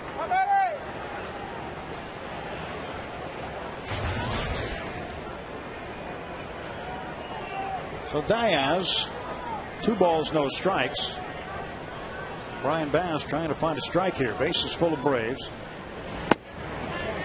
And he's 3-0. Things not going well for Brian Bass. They're going well for the Pirates in general tonight. And a tough game after those 2 real good ones. Pirates looking to sweep the Braves, but doesn't look like it's going to happen now. It's a strike, and the guy lets him hear about it. Russell right in the bottom step. Justin Thomas loose in the bullpen. To right field. Bacher makes the catch. Tagging and scoring is Prado. It's now 9-0 Atlanta.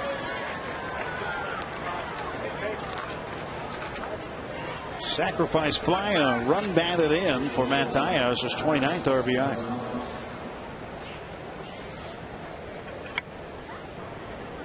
Two men out in the Braves' 5th.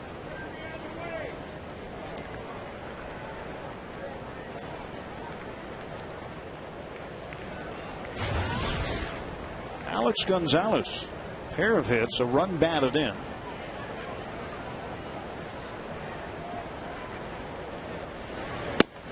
He takes a strike. I was visiting with Eric Hinsky prior to the game, and I asked him about Alex Gonzalez. He said, "Isn't that a great pickup?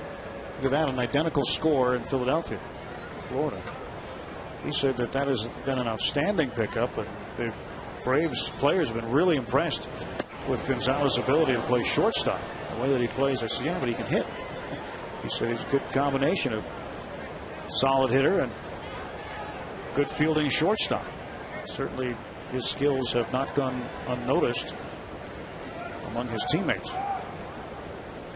Kind of a surprise move. I thought they had their shortstop of the future, but changed their mind.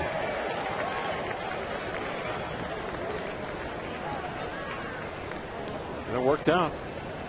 Gonzalez has done well for him.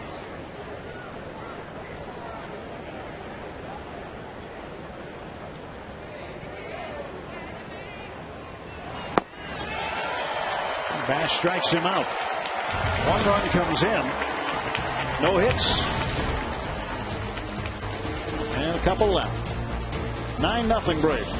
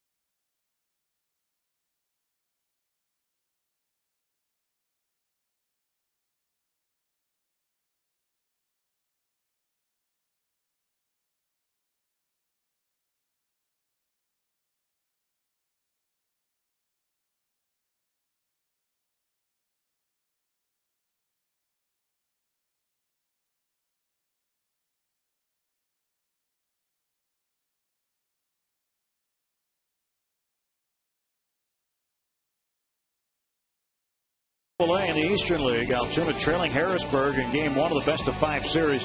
5-3, bottom of the 6th. Josh Harrison has a 2-run home run in that game. And Bradenton behind Charlotte right now. 5-2. Bradenton won game 1 last night. Shut him out 5-0. They're playing in the best of 3 series. Top of the 6th. Arlen Marte 1 for 3 in that ball game. Charlotte Stonecraft. Yes, sir. Against our Marauders. That's good. First season, the Pirates team is in Bradenton. They make the postseason. That's good. So high A and double A in the postseason. That's a good sign, too, because not only are the guys developing as players, but there's one important thing about developing as a player in baseball. That's not only learning how to play the right way, but learning how to win. That's what those guys and those teams have been doing this year, is winning a lot of baseball games, and that's a good sign for the future.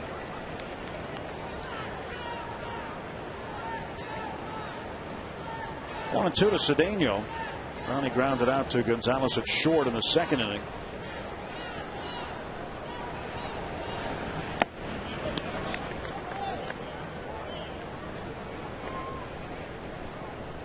Two and 2.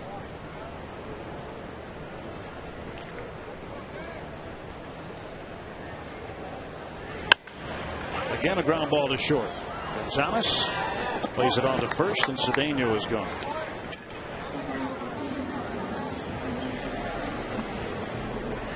A one away, and Lasting's Millage will come up and hit for the pitcher, Brian Bass. Millage, a right-handed hitter, facing the righty Derek Lowe here.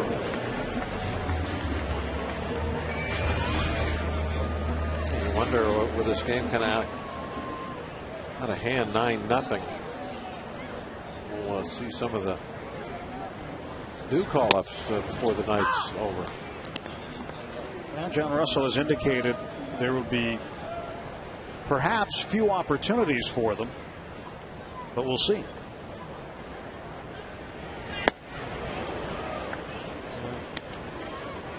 9-0 might be one of those few opportunities. Well, it'd be interesting to see Pedro Siriaco for the first time, the shortstop prospect. He's a right-handed hitter. Brandon Moss, who tore it up in AAA, was the MVP of the Pirates AAA club. Moss is a left-handed hitter, and even great story, Alex Presley started last year in high A, started this year in double A. Wasn't really on the top prospect radar, but led all Pirates minor leaguers in hits with 166. And through AAA, did an extremely good job, and the Pirates rewarding him with a major league call-up.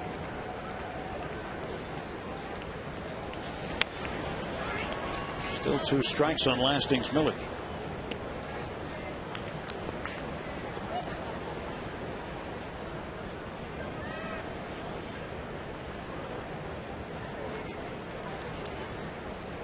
Crowded dugout. Brian Bass visiting with Ray Searage about his outing. 1 and 2 now to Lasting. Well, we've watched batting practice the last couple of days. Very impressive work by Moss. He has been hammering the ball. You told me earlier that you got a real good look at him down on the field here by the batting cage, and you said it looks like he's bigger in his upper body, stronger. He's been spending a lot of time with the bench press. In fact, yesterday when I went to see him in the clubhouse, he just came out of the weight room, and I guess that's what he's been doing a lot of. But yeah, he does look bigger.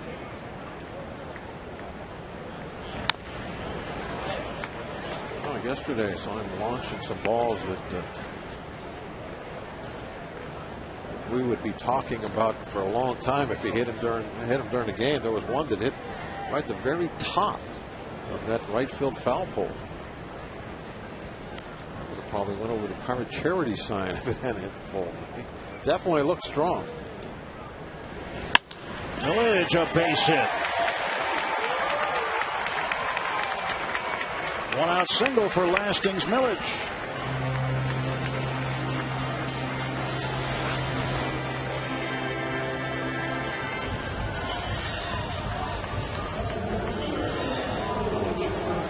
finding the hole with that ground ball.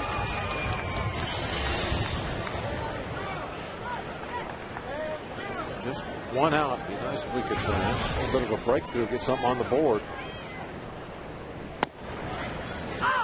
McCutcheon takes strike one. He's 1 for 2, singled in the third, and then back in the first inning. Led off with a ground out to Martin Prado at third base.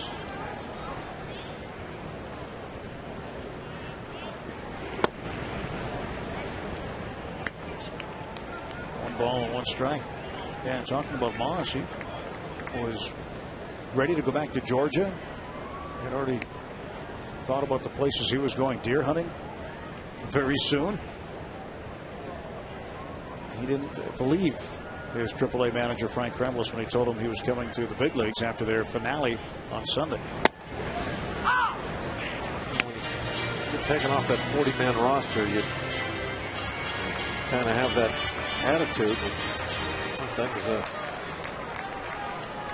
might not be in the cards for my future in that particular organization. Sometimes you can make that comeback. Well, the numbers he put up, it'd be nice to see him get an opportunity. 136 games, 22 home runs, 96 runs batted in. Well, Jeff Carson, he was taken off the 40-man roster last year. And that one finds the hole on the left side, and McCutcheon is 2 for 3. He's trying to get something going here in the 5th.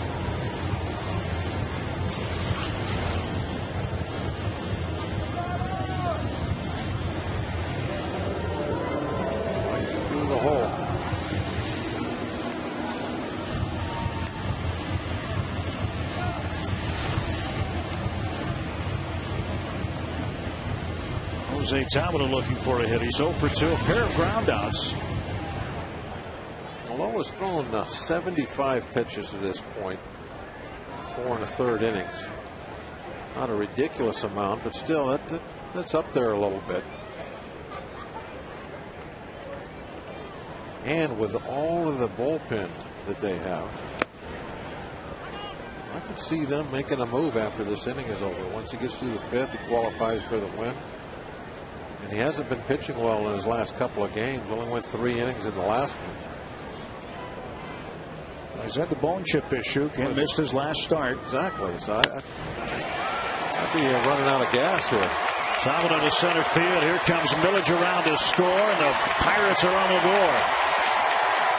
RBI base hit for Jose Tabata. 3 straight singles off of Derek Lowe.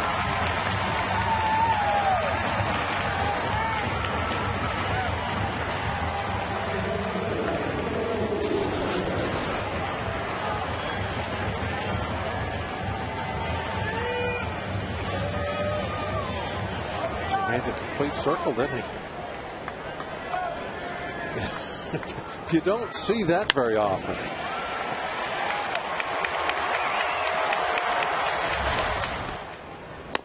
And quickly Walker at the plate with 2 on and 1 out.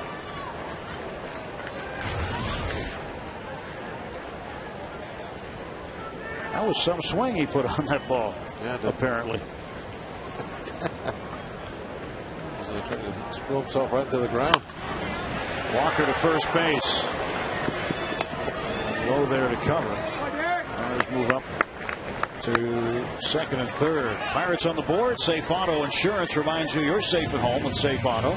Proudly supporting the Obadiah Cole Foundation for prostate cancer screening and awareness. Early detection is the cure.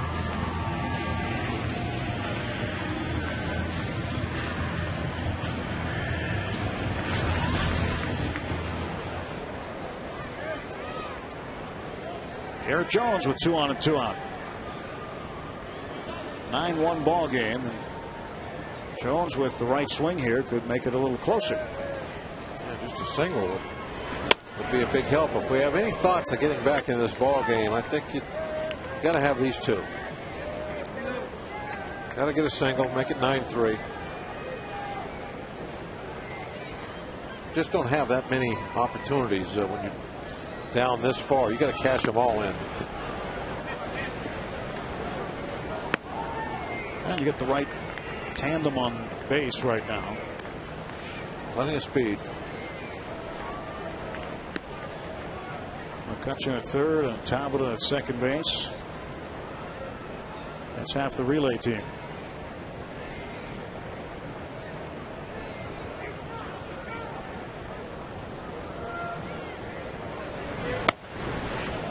Jones laid off that one, and the count 2-1. Pirates been doing a good job hitting home runs lately. Homered in a season high 7 straight games. They've gone deep 16 times in their last 12 games. Jones with 20, looking to match his major league high of 21 that he set last year.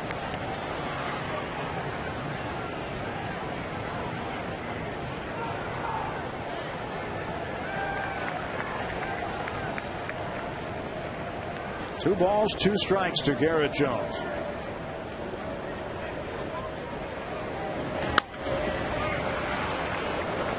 Derek Lee will handle it. The Pirates leave 2. They get 1. 3 hits. On to the 6th. 9-1 Braves.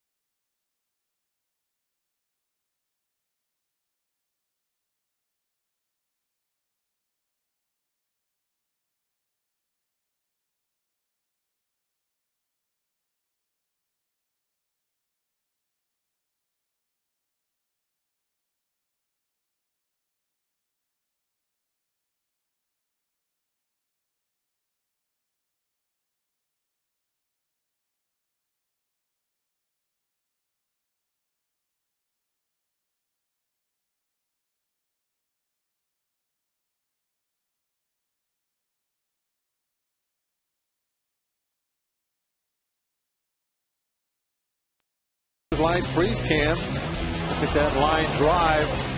Let's freeze it. Now sometimes they call it short for a reason. That's tonight's freeze cam, brought to you by Coors Light, the world's most refreshing beer.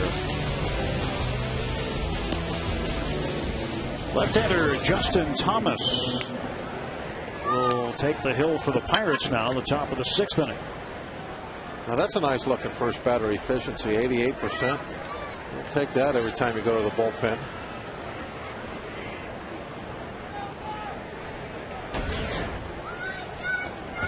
Pirates wearing the early 1970s cap tonight in honor of Roberto Clemente Day. And it's not just here in Pittsburgh, it's all over Major League Baseball. They honor him today. Melky Cabrera, switch hitter, batting right-handed. 2 for 3. 3 out of 7 in the series. 2 of those 3 hits in the series coming in this ball game. Cabrera came to the Braves in the offseason right near Christmas when the Braves made a deal with the Yankees. The pitcher Javier Vasquez. He was part of that deal. Also pitcher Mike Dunn, who worked in last night's game, was part of the deal.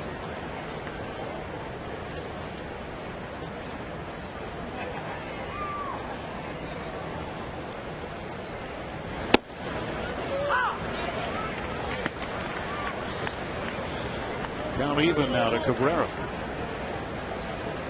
Yankees incidentally beat Baltimore earlier today 3-2 in the only day game in the American League. Right at Garrett Jones for the out. Nick Swisher with a walk-off home run in that ball game to win it. for the Yankees. The other New Yorkers were playing today, but they were in Washington. The Mets and Nationals played. They had an identical score, 3-2. Mets would win.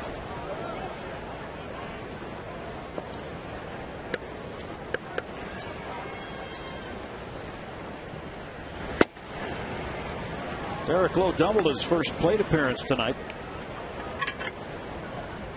Reached on a sacrifice. There was an error on the play that allowed a runner to score. Gonzalez would come in from third when Lowe was trying to sacrifice him over to second and third. Cabrera also aboard. And he's flying out to center.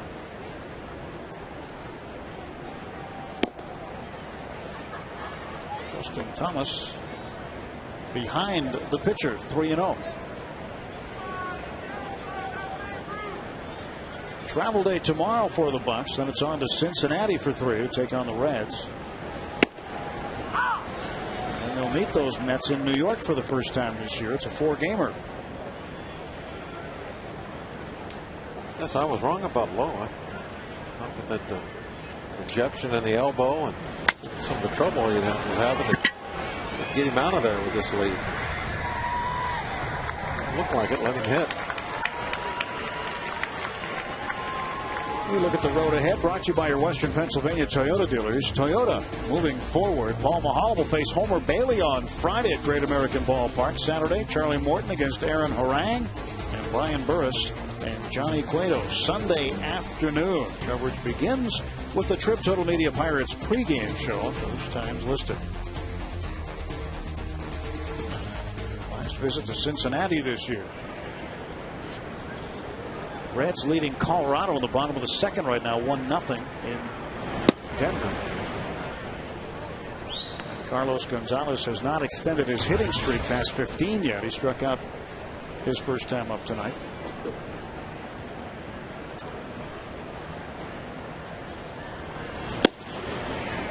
Infante, strike one, 1-1. But Cincinnati right out of the gate, a surprise in the Central.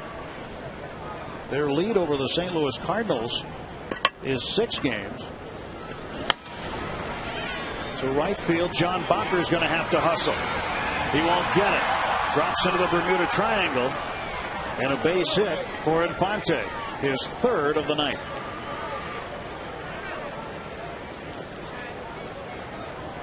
Bacher watched him right there at the end. He was checking out to see where Garrett Jones was. He knew that he couldn't get there. Right there at the end, he looks down and sees Garrett. Slows up a little bit. Gets out of his way. Every time I see this play, I start thinking of Oakland. Ground ball toward the middle. Under the glove of Walker into center field. And Hayward with another hit. Oakland was where Ryan Church ran into Walker in a similar spot down that line. I think that one was even foul. One in Oakland. There's the ball getting under Walker's glove. Walker having to spend some time on the bench. Concussion syndrome symptoms. Almost everything in Oakland is foul. Yeah. The way that ballpark is structured. Oh, I think you're talking about the Seagulls. Well, that too. The A's have their sights set, by the way, on moving to San Jose, even though the Giants claim that as territory. Well, I guess they won't be the Oakland A's then. And that's quite a ways from Oakland. It would be. But a stadium design company has been retained to build a stadium for the A's. Another one for the San Jose Earthquake soccer team. That's a story that was published around the country today. That's kind of like me moving into your backyard and you telling me, no, you can't, and I do it anyway. They have some kind of a rule in Major League Baseball. You can't move. Well, I guess that rule wouldn't apply because they're already closer to Frisco. They're actually moving further away if they move to San Jose. So That would be their argument. We're moving further away, not closer to you. San Jose Giants, I believe their name is still the Giants, one of the minor league clubs in the Cal League, affiliated with San Francisco, is in San Jose, and they'd have to find a new spot. But again, getting ahead of ourselves there. So Martin Prado reaches base via the walk. Thomas puts him aboard with 2 outs, and the bases are full of Braves again.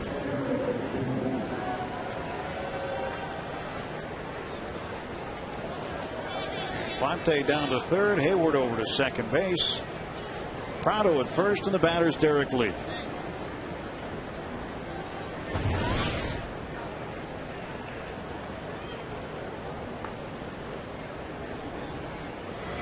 First pitch to Lee, a ground ball to Cedeno. Toss to Walker, that's that. Nothing across. After 5.5, it's a 9-1 ball game here at PNC Park.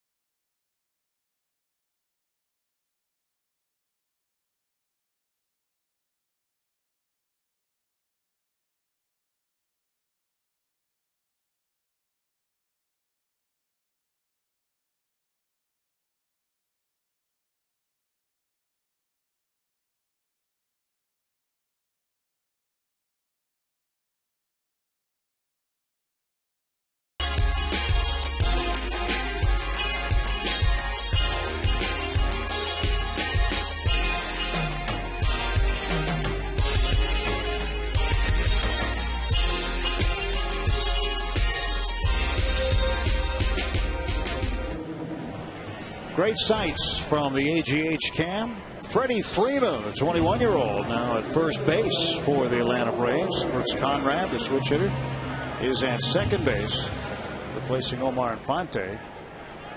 Bobby Cox, we get past the halfway mark of the ball game, making some defensive changes, replacing the right side of his infield. Pedro Alvarez, the hitter. I don't know if I'd call that making a change for defense, though. Oh, a defensive change. A defensive change, not for you. Right. Derek Lee, one of the finest defensive first basemen you'll ever see. He's trying to get Freddie Freeman some time. Get him a little exposure. Kid. A little exposure.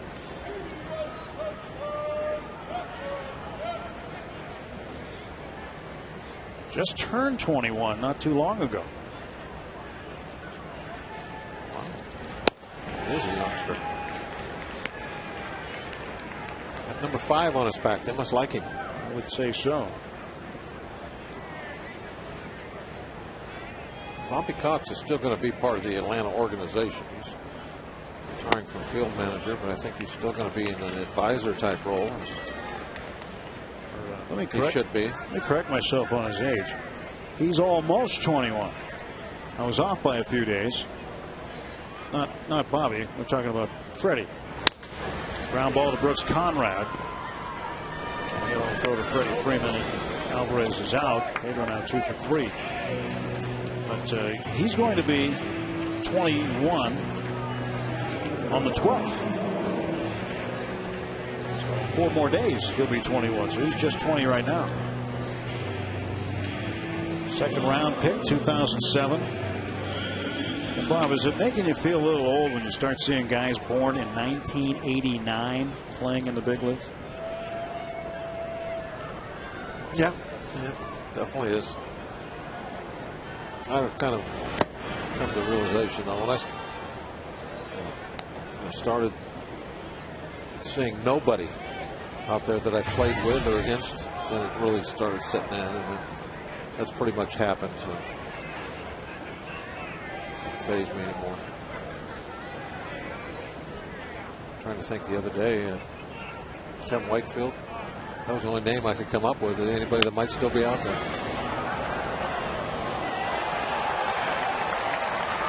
Catch down below. Oh, that's one-handed grab. Front row of the club level.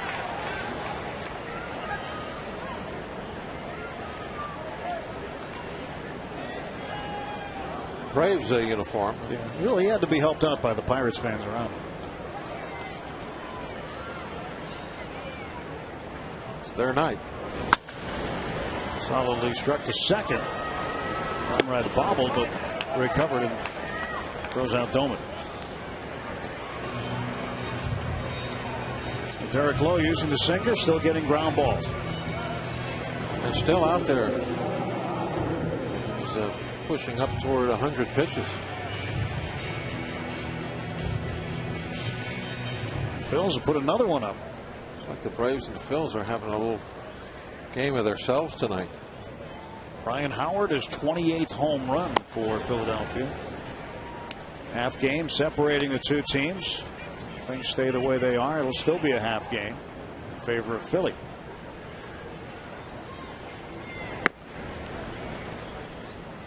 Now, the Braves know it. It's going to get a little bit interesting for them down the stretch too. So they were a little disappointed to drop the first two here. They have a 10-game road trip coming up. Walker foul ball. And part of that 10-game road is in Philly. They go to New York for 3, then Philadelphia, and then Washington. Then they come home and finish up with Florida. They get a day off between the Florida Marlins series and their final series of the year, which is against Philly. So the playoffs really could begin early for the Braves and Phillies. It certainly could. I always like that when you have a couple of clubs that are going to that last series. Oh, good play by Freeman. And Bacher is retired. Side gone in order in the 6th. Freeman can use a glove also. Freddie Freeman makes the play. McCann, Diaz, and Gonzalez coming up.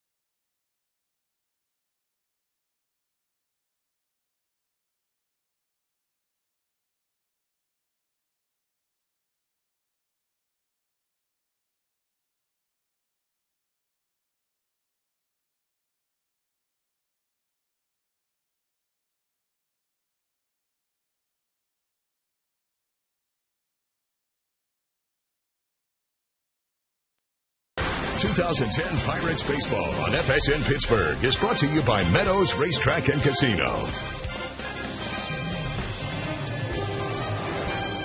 Back here in Pittsburgh, it is 9-1 Braves with the lead. Along with Bob Walker, I'm Tim Neverett. There's Brandon Moss back out there. He is in left field, replacing Jose Tabata and making his major league debut. Great story. Alex Presley takes over for Andrew McCutchen in center field. And at shortstop, Argenis Diaz takes over for Ronnie Cedeno. And behind the plate, Jason Jaramillo. He is back. Takes over for Ryan Dolman. Steven Jackson making his appearance on the hill now. So lots of changes for John Russell and the Pirates. And not really a surprise with the game 9-1. We kind of speculated about this a couple innings ago that we would see at least some of the call-ups here tonight.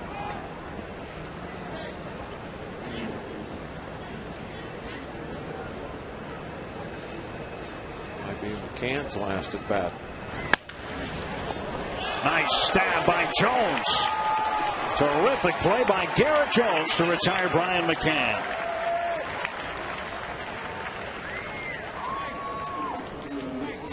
One out. There it is again. The real quick move toward the line. He gets up, doesn't even need any help getting the out. McCann is not a very fast runner at all. Jones easily gets up and makes the play. Here's Rick Ankiel.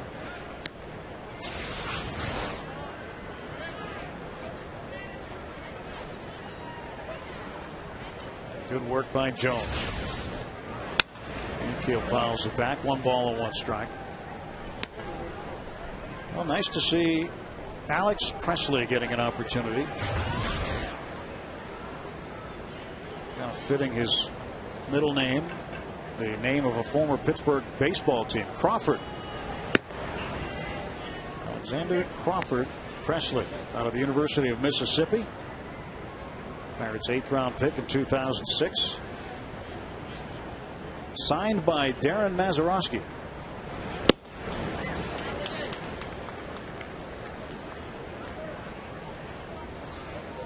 Again, just climbed the ladder in the minor leagues. How many hits this year did you say? 160 something? 166. That's a ton for a minor league season. And Ankiel goes down on strikes. Minor league season much shorter than the big league season, obviously, because he's here now. They're done. One of the things that Presley did last year too is he led the Carolina League in triples with 11. Was part of that championship Lynchburg team, winning the Sally League last year, and then moved up to Double-A this year. Started with Altoona. They couldn't keep him there. Couldn't get him out of the lineup, and then moved him to Triple-A. And he continued to hit. Gonzalez rolls this one to shortstop. Diaz throws it out easily. And a good inning for the Pirates and Steven Jackson as he retires the Braves in order. It's stretch time.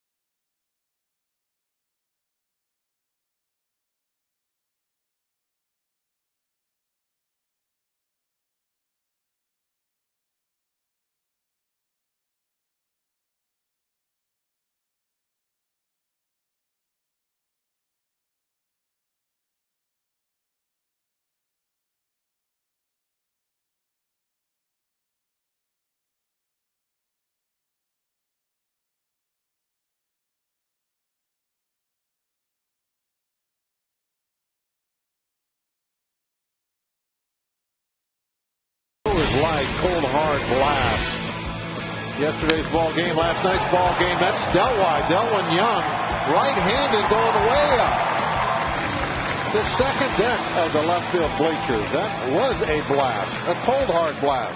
Brought to you by Coors Light, the world's most refreshing beer. Not how far he hit that one. It was hammer time. About 3 rows up into that second level of the left field bleachers. And that doesn't tell the whole story of the at-bat, because it was 0-2, but his second strike, he looked so awful with his swing. He was off balance. He just sort of made a half-hearted wave at the ball. And the next thing you know, he got one right in the wheelhouse and hit it out. Here's Scott Proctor. Second appearance with the Braves this season. Good first batter efficiency. Yeah, very good, isn't it? Small sample size, though. Some changes for the Braves. Rick Ankiel remains in the game, plays center field. Melky Cabrera goes over to left field. And David Ross behind the plate doing the catching now.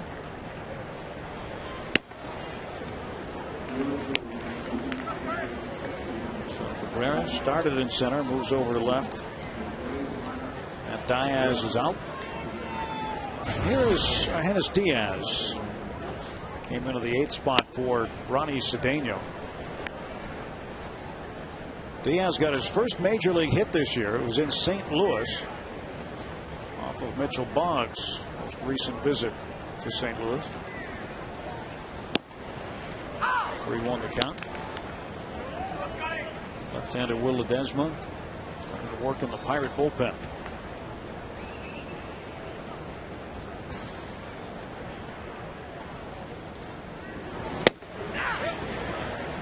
Two.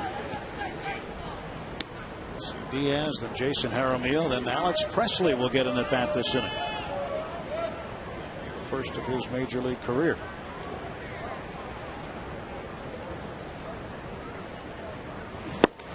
Diaz down on strikes, 1 away as Proctor strikes out Argenis Diaz.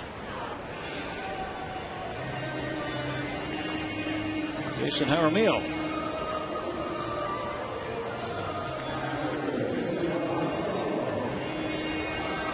JJ came back up on Tuesday, hit .239 with a homer and 13 runs batted in. He played in 25 games in Indianapolis. Was sent down on the 12th of July. Spent primarily the entire season here, but just the last couple of months. 1-1 now to JJ.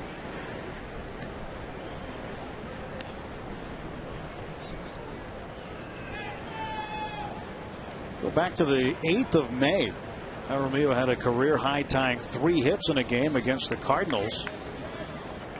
And his only home run this year came on the 24th of April against Houston's Wandy Rodriguez.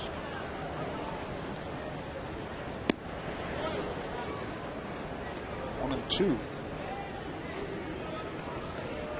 Now, part of the reason for the demotion wasn't necessarily that they don't like Jason anymore as a catcher. It's that they do like him and they wanted him to get some at bats because he just wasn't playing much up here.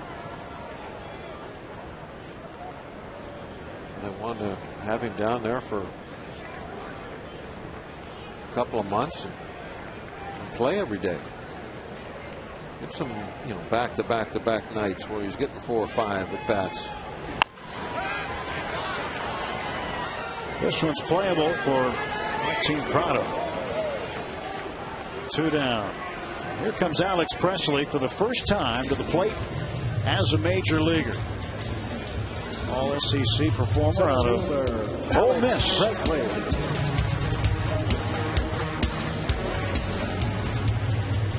Let's see if he can continue swinging the bat the way he did in the minors. He's got a school record at Mississippi with 14 triples. Look at that, 85 RBIs. It's another big number for a minor league season. No balls and 1 strike now to Presley. We're talking 5 months instead of a 6-month season. Hitting 85 is, in the minors, is like Hitting 100 up here. Strike two. How do you think he's feeling right now? Nervous, especially since it's 0-2. Step out right now and kind of gather his thoughts a little. I'll try and make him a chase upstairs. He said no. Alex Presley out of Monroe, Louisiana.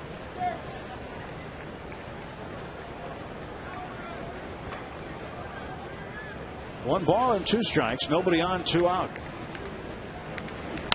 Presley fouls this one away. There's a call out of home, is it? Hattiesburg, Mississippi. Well, Mississippi State. Yeah, so I'm wondering if they even talk. That's a big rival. Yeah. Well, I'm sure they do talk. Probably about football more than anything.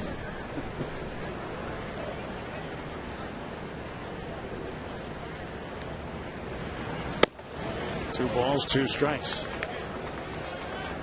Well, Alex Presley's football team did not fare very well this weekend. Who did they play? Losing to a 1AA team. That's not good. Double overtime. 2-2.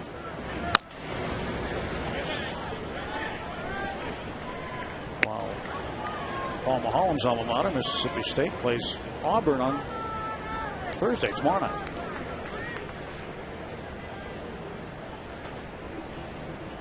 I'm sure Paul's attention will be focused there. Had a chat with him about the Bulldogs a couple days ago.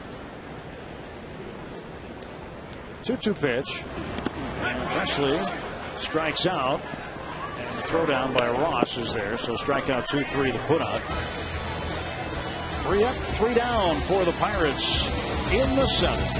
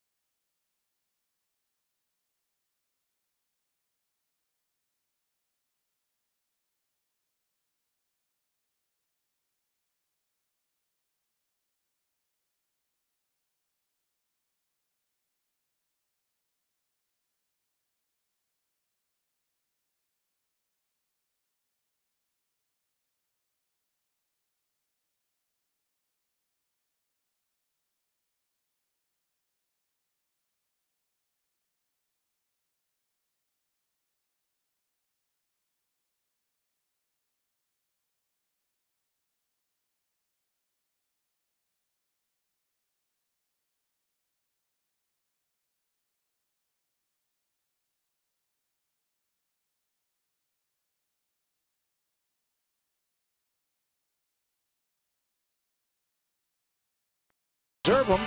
You will close out 2010 on us. Put down a $100 per seat deposit on a full or half season ticket plan and get 1 free ticket per deposit for all remaining home games in 2010. Full season ticket plans start as low as $3.99. Call 1-800-BUY-BUCKS or visit pirates.com/new deposit. Put down a deposit for next year. You get the rest of the season on the ball club.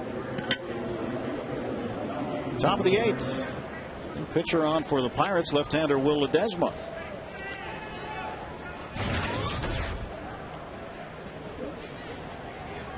Will's going to face the bottom part of the order. Start with Melky Cabrera. And a pinch hitter, or maybe Proctor hitting for himself.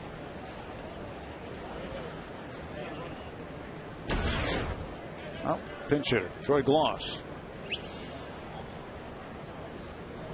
Down the bullpen, didn't see anybody, so thought maybe, but Gloss will be the hitter, and this time it is Cabrera up in the air to right. 1 out. The Pirates made use of that big bullpen tonight. A lot of action for the relievers. Now the Braves get somebody up. They've got a left-hander going. Well, you got them all. You might as well use them when you need them. And unfortunately for Zach Duke, it was not his night. He started, went 1+, gave up 4 runs on 6 hits. Daniel McCutcheon came in, pitched an inning and a third of relief. Gave up 4 earned runs on 5 hits. Sean Gallagher, Brian Bass, Justin Thomas, now Will Ledesma.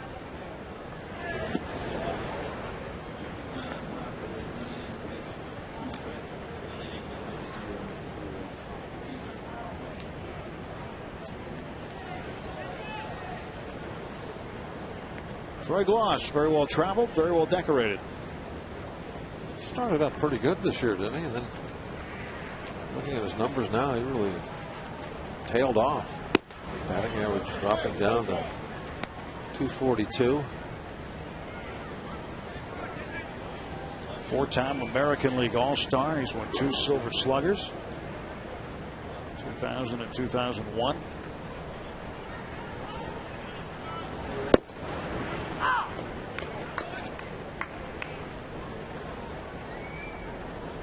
Back in 2001 with the Angels, he and former teammates Garrett Anderson, Mo Vaughn, and Tim Salmon became the first quartet in American League history to hit 30 or more home runs in a season. Only 7 times has that happened in the major leagues, but first time in the American League it had happened. And Gloss, Mo Vaughn, and Tim Salmon made big league history as the first trio to homer in the same inning twice in a game. April 21st, 2000, in the 4th and the 9th innings against Tampa Bay. Everything seems to happen against Tampa Bay. I was going to say earlier when we were talking about Lowe's no-hitter against Tampa Bay, how many no-hitters in the short time that they've been in baseball have they given up? Well, they got no-note again this year, didn't they? Yeah, and a couple near misses, too. I think it was Dallas Braden with Oakland got him this year. Perfect game. Yeah. A lot of things happened to the Rays. Might have been another one. I seem to think they got it again. But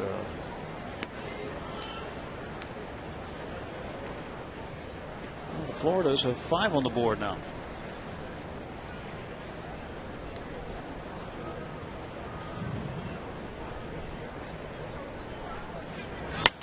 Conrad. Is this one out of play? I should know this, but who did Detroit almost no-hit this year? That was Cleveland. Cleveland, okay. I was wondering if that was it. And that was the almost perfect game.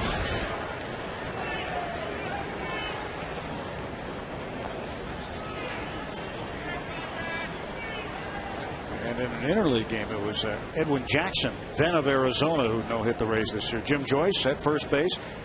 He was at first base when Armando Galarraga almost had his perfect game. I know the story. One of the more talked about calls, maybe the most, might end up being the most talked about call in big league history. Swing and a miss, and Conrad down on strikes in a quick inning for Ledesma, who strikes out 2.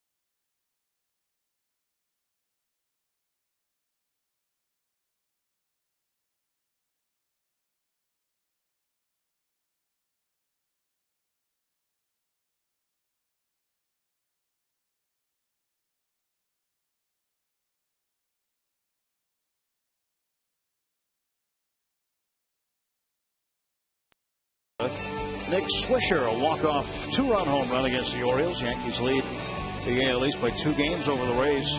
Ryan Howard, 3 for 5, a home run. He's driven in 6. Phillies lead the Marlins 10-5 currently in the top of the 8th inning. Jeremy Bonderman of the Tigers, 8 innings pitched, 8 strikeouts, beating the White Sox. White Sox now behind the Twins by 5 in the Central. And Armando Galarraga will pitch against the Orioles Friday. Jim Joyce scheduled to be the home plate umpire. Jim is our first base umpire tonight. And a new pitcher on, left-hander Mike Dunn. Comes the third pitcher used by Bobby Cox. Bobby managing his final game here at PNC Park. And Mike Dunn will face Brandon Moss, who gets an at-bat tonight. You were talking about minor league numbers, Bob. Moss put up some big minor league numbers. Troy Glaus remains in the game at third base for the Braves. .266 average for Moss. He had 32 doubles, 22 home runs, 96 runs batted in 136 games. He didn't go down there and sulk, that's for sure. I told me the other day that when he got the news he was being designated in spring training, he told General Manager Neil Huntington that he hoped he cleared waivers so that he could go to AAA, stay in the Pirates organization, and get an opportunity to work. Now notice the stance too. His stance has changed quite a bit. He's opened it up. And he did that after meeting with hitting coach Jeff Branson at AAA, who found some old videotape of him when he was a AA player in the Red Sox system, and he was raking the ball with an open stance. So he went back to it, and we saw him struggle in spring training, and he struggled for the first part of the season, hitting ground balls to second, fly ball outs. Just couldn't buy a hit. And once he opened up that stance, he really started hitting the ball again. And he credits Jeff Branson with helping him do it.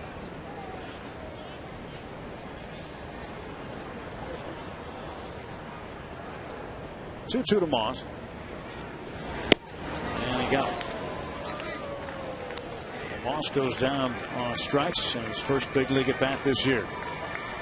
Let's take a look at our Aspen Dental play that made you smile. It was early on in the ball game, first inning. Neil Walker sitting on a 14-game hitting streak. Right up the middle, how about 15 straight, passing Johnny Ray, who was the last Bucco rookie to hit 14 straight. Johnny Ray did that in 1982. So Neil up here again with a 1-ball, no strike count. Neil 1 for 3.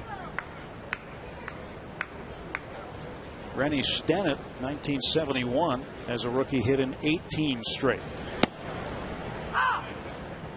Neil will try to continue that streak in Cincinnati on Friday.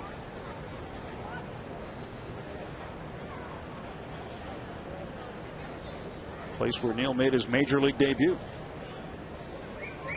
last September 1st.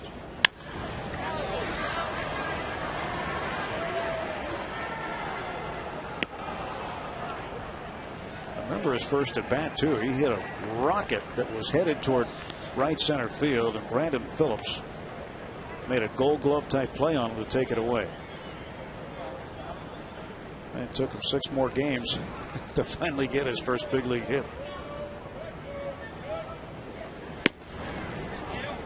He's a pretty confident young player right now. I'm sure a year ago at this time he was a lot of wondering about what things were going to be like up here. Now he has seen it and pretty much conquered it.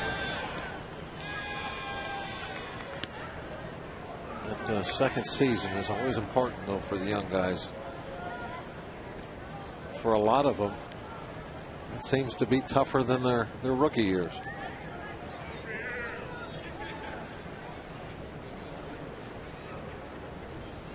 One out, bottom of the 8th, nobody on, 2-2.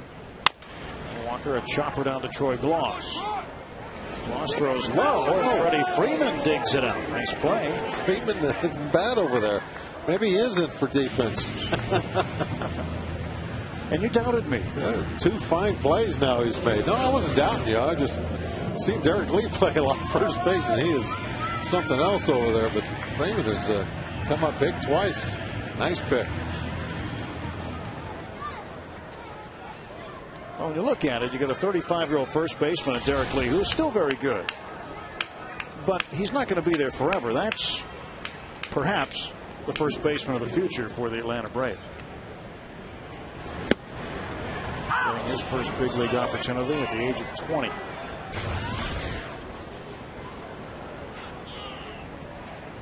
Nothing in one to Garrett Jones. Jones with a single in the first. He's 1 for 3.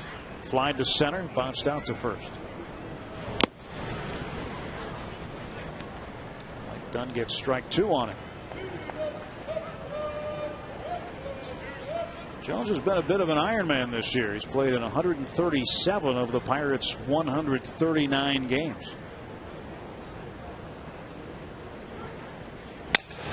Broken bat, foul ball. What a catch! Oh, a nice grab.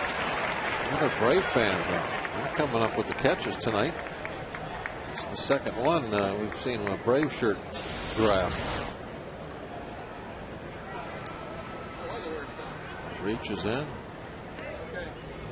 makes the play.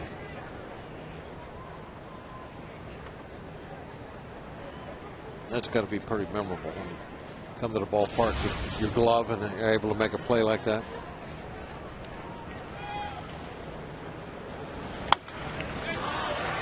This one will go out of play. We also have a chance.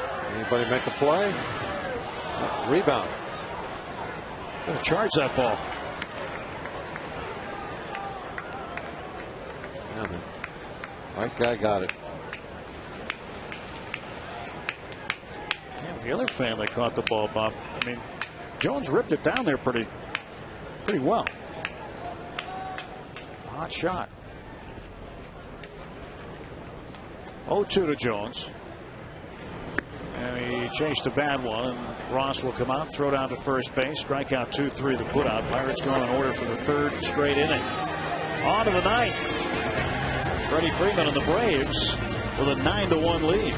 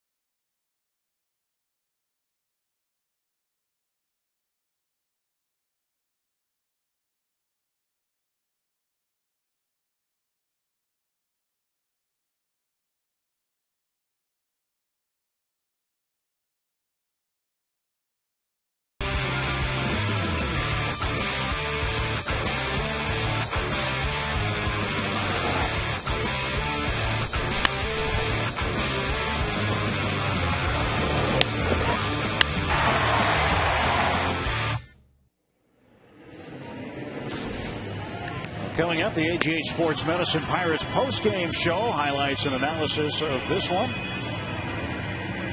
That's coming up right at the conclusion of the ball game. Chan Ho Park becomes the 8th pitcher to be used tonight.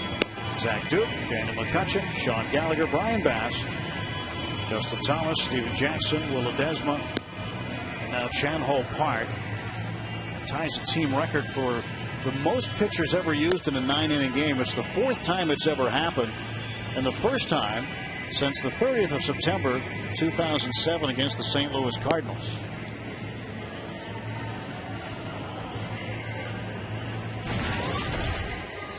th appearance for Park.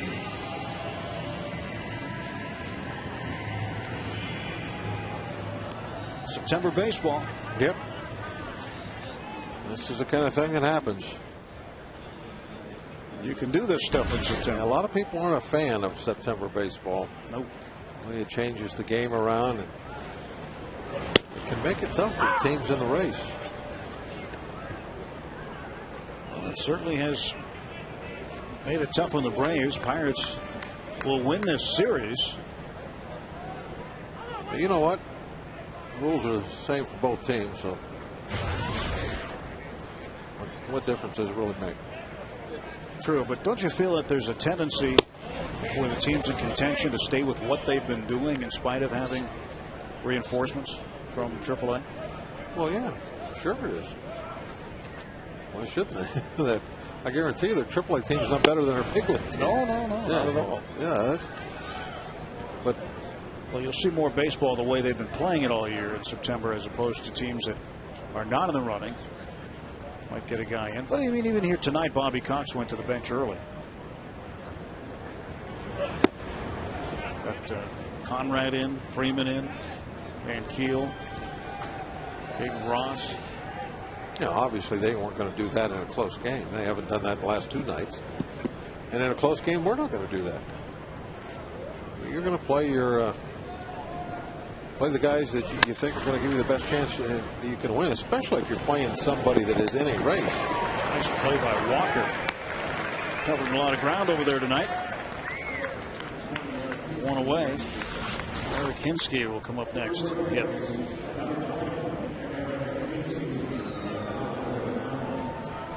On this next road trip, we get to New York playing the Mets.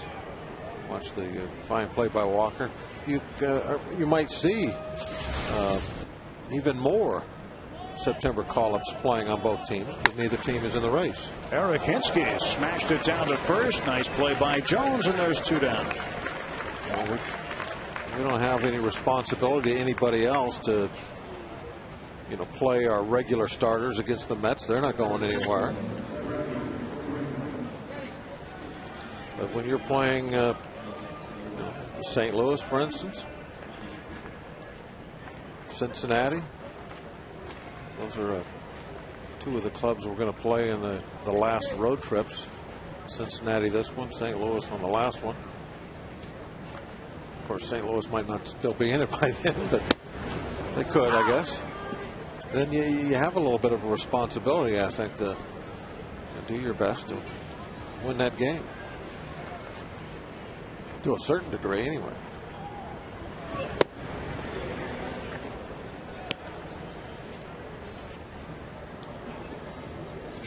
Freddie Freeman had a plate appearance on Monday night and grounded out to second. Came on as a pinch hitter and had to swing the bat a little bit. 2 balls and 1 strike.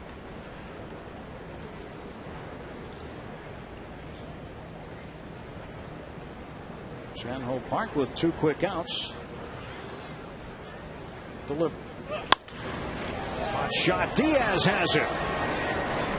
Good defense inning and a nifty play by the young shortstop, Argenis Diaz. He's throwing a little bit of leather around here late in the ball game. Last raps for the Bucks. They trail it 9-1.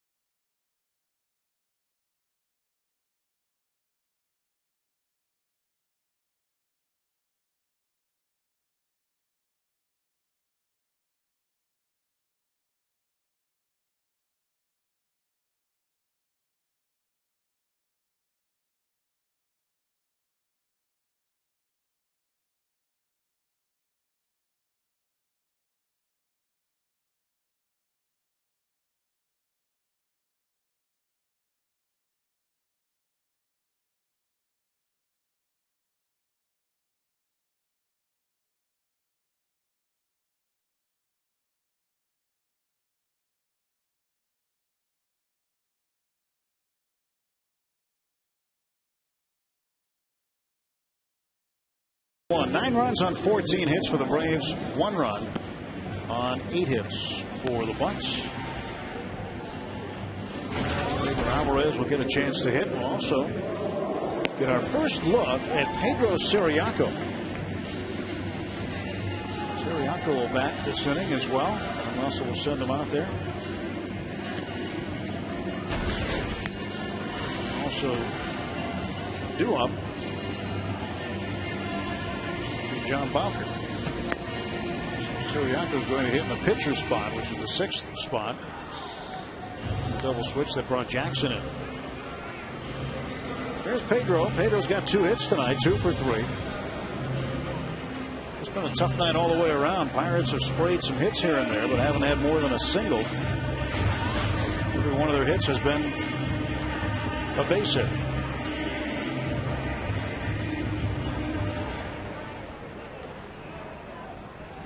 Pirates winning Monday night by a 3-1 score, winning 5-0 last night, and trailing 9-1 here. Every time I look at Ross behind the plate, I think he should be sitting under a Christmas tree or something. Doesn't look like he has a big red bow around him. You know what that looks like? I'm trying to figure out what that is all night. I know it's not a red bow, but what is that? Just a decoration? Yeah, I guess so. And a Mizuno. It's just the logo. What's with the red? Maybe that's a target for the pitcher. He knows where the catcher is. And Pedro lashes his 3rd hit of the game to the wall and right. And he's got the first extra base hit for the Bucks. Pedro Alvarez, double number 15. And in scoring position with nobody out. El Toro, 3 out of 4. Good. Lashes that one down the line.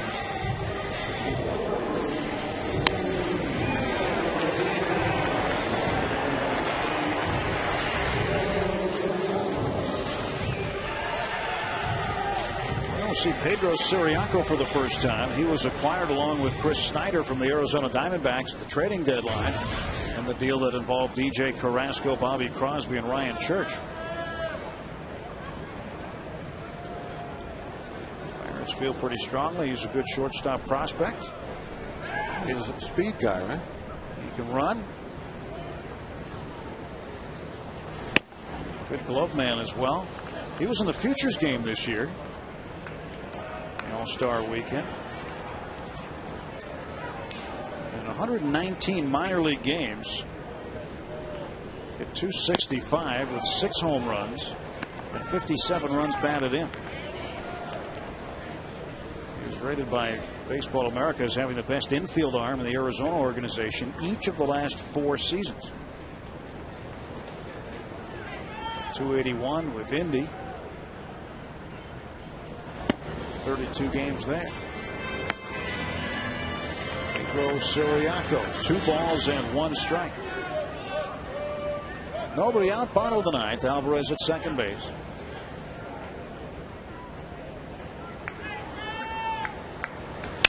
And Siriaco bangs one to left field. Here comes Pedro around third. He'll score, and look at him run. Man, he can fly. They made a real nice turn around first base too. There wasn't much of a big loop that you see out of some guys. He went down there and cut the corner, made a straight line in the second. Let's throw that ball out of play.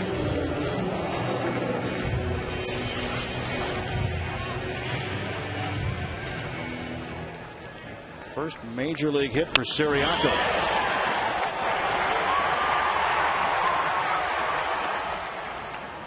Watch him come around first base, and he really turns it sharp, but maybe a step and a half out of the baseline, and he was already making a straight line towards second.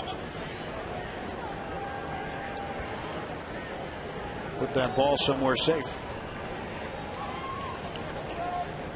Siriaco at second, replacing Alvarez. 9-2 the score. John Bowker. This one foul and way out of play. 0-2 the count. It's almost like a spring training game with so many guys getting in tonight. It is. It is like made the change a little later, though. In spring training, it's usually the fifth. And the other guys leave. Tonight it was after about the sixth when the manager started making the moves. Scorebook is still a mess, though.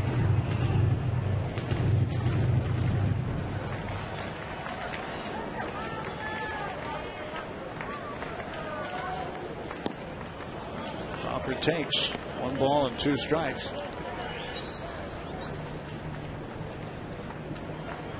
With Jim Martinez, right-hander in now, the 4th pitcher used for Bobby Cox. Strike 3 call. Bacher down on strikes.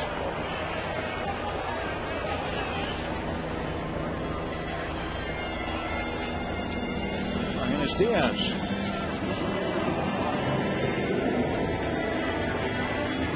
Diaz struck out in the 7th. He's 0 for 1. Diaz made a nice play to retire Freeman in the top of the 9th. Freeman hit a sharp ground ball toward the hole, and Diaz went over there and made a nice play deep, and it was almost like an effortless throw from one of the longest distances on the infield to make a throw.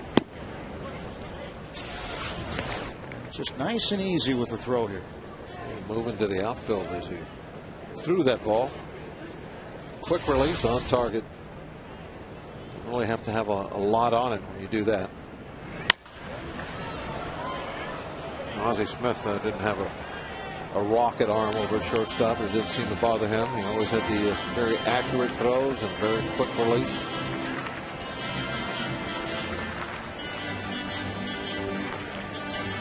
It seemed like in those old AstroTurf fields, it was just a line to mark the back of the infield. Saw a lot of infielders playing deep in what would be left field, making throws from out there. Ball would get on you a lot quicker.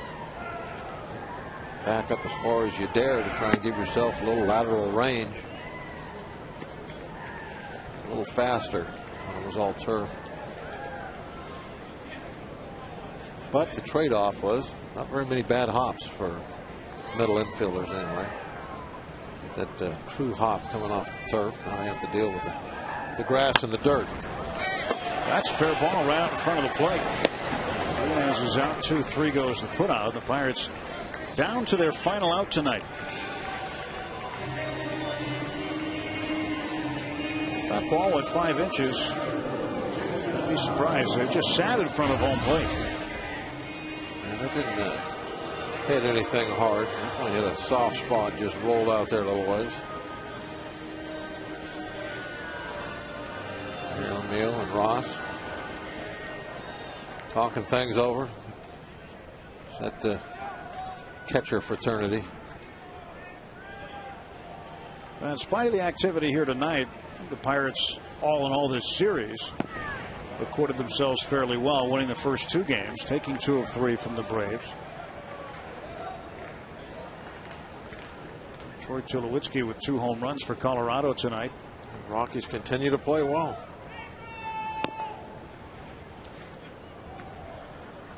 Looks like Philly's getting ready to wrap up Florida. 10-6, top of the 9th. San Diego will be entertaining the Dodgers at home later on. West Coast race. 1-2, and Bobby Cox seeing his time as the Braves skipper winding down, and his team trying to get him a postseason experience one more time.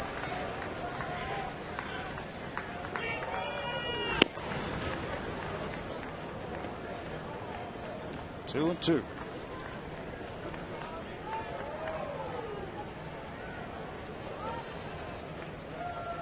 Pirates a travel day tomorrow and then begin a weekend series with Cincinnati Friday night.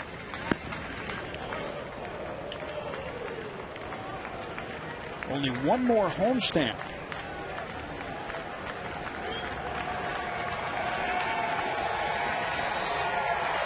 Three and two, full count. Siriaco the runner at second. Martinez pitch. And JJ lifts it into shallow right field down the line. This could be trouble. It's foul.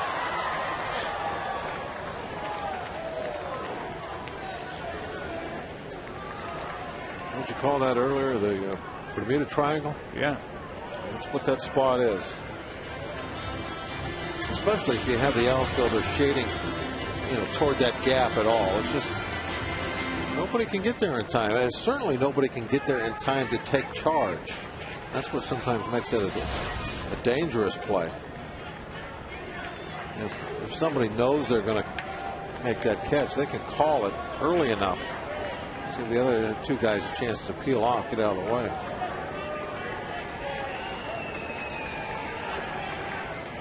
Three and two down. Jason Jaramillo. Pirates down to their last strike tonight.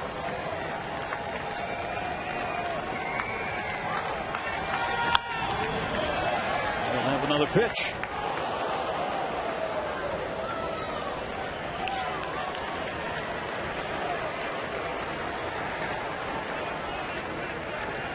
Wisconsin native Jason Jaramillo. Racine, not too far from Milwaukee. And he walked it. And the Bucks now with 2 on. Still alive in the 9th. We talked about that last homestand. Starting on the 17th, Arizona Diamondbacks are in for 3. 21st to the 23rd is the Cardinals, and then the Astros will wrap up the home schedule 24th, 25th, and 26th. So your last chance to see the Bucks in 2010 coming up. Lots of great stuff going on here at the ballpark too during that homestand. Here's Alex Presley, second big league at bat. Oh, what a play by Freeman. He took a hit away. Or did he? Safe, says Jim Joyce. First major league hit for Alex Presley. We've had 2 of them in the inning. Now, he deserved a hit on that one. He smoked it. That's what makes that even more impressive. This ball is hit so hard, you don't expect to beat one out. The ball's in the glove, and he's only got a step and a half out of the box. Get him run. Freeman turning around looking for somebody to flip the ball to, and there was nobody there. It was a very close bank play. Freeman's foot. Too close for me to call. Look at Bobby Cox. he's never going to change. Getting down to the end of his last year, and he's still giving it to him. Congratulations to Alex Presley. Good hustle. So Siriaco is the runner at third base. Jason Jaramillo at second. Presley is at first base. And here's Brandon Moss. And a little looper on the infield. Troy Gloss will pick it up. And safe at first is Moss. Siriaco scores. 9-3.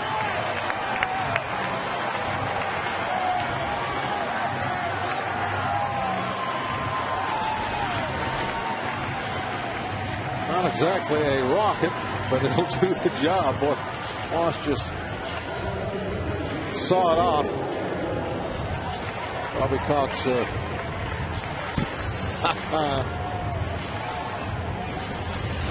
Oh, that wasn't worth reading anyway. He has seen it all, hasn't he? Over the years. So Moss drives in a run. Cox going to the mound. He's got a big pitching change.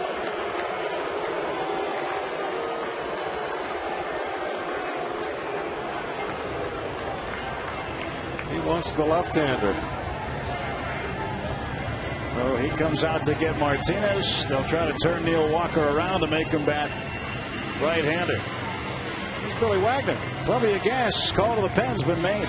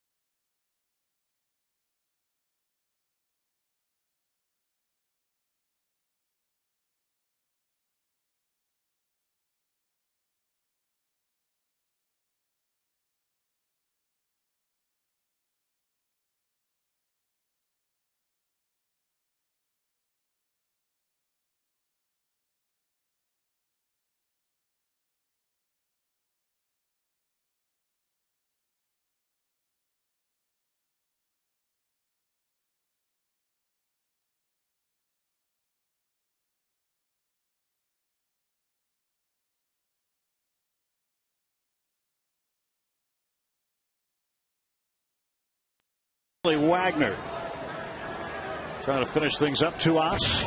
Bases full of buckos. 9-3. And Wagner, one of the top saves guys in baseball history at 417. And Walker swings and misses. Wagner's 5th on the all-time list, behind Trevor Hoffman, who got a 600th last night. Mariano Rivera 2nd. Lee Smith, John Franco, and then Wagner.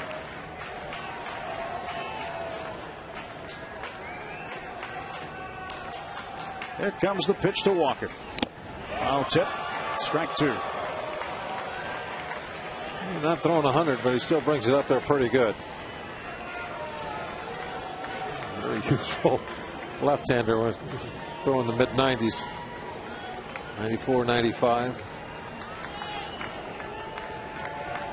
0-2 pitch.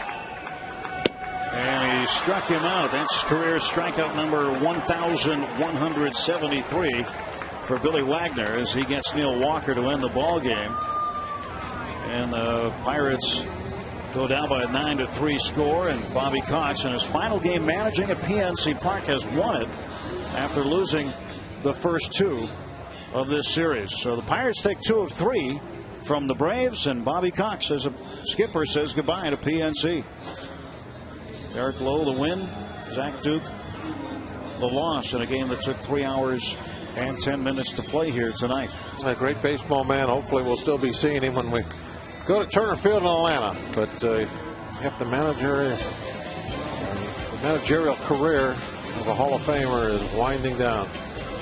Tomorrow's a travel day to Cincy. Our next broadcast of Pirates baseball Friday night. Game 1 against Dusty Baker's Central Division leading Reds. Paul Maholm will take on Homer Bailey. Our coverage begins with the Trib Total Media Pirates pregame beginning at 6:30. Then Greg Brown and Bob have the call at 7 o'clock.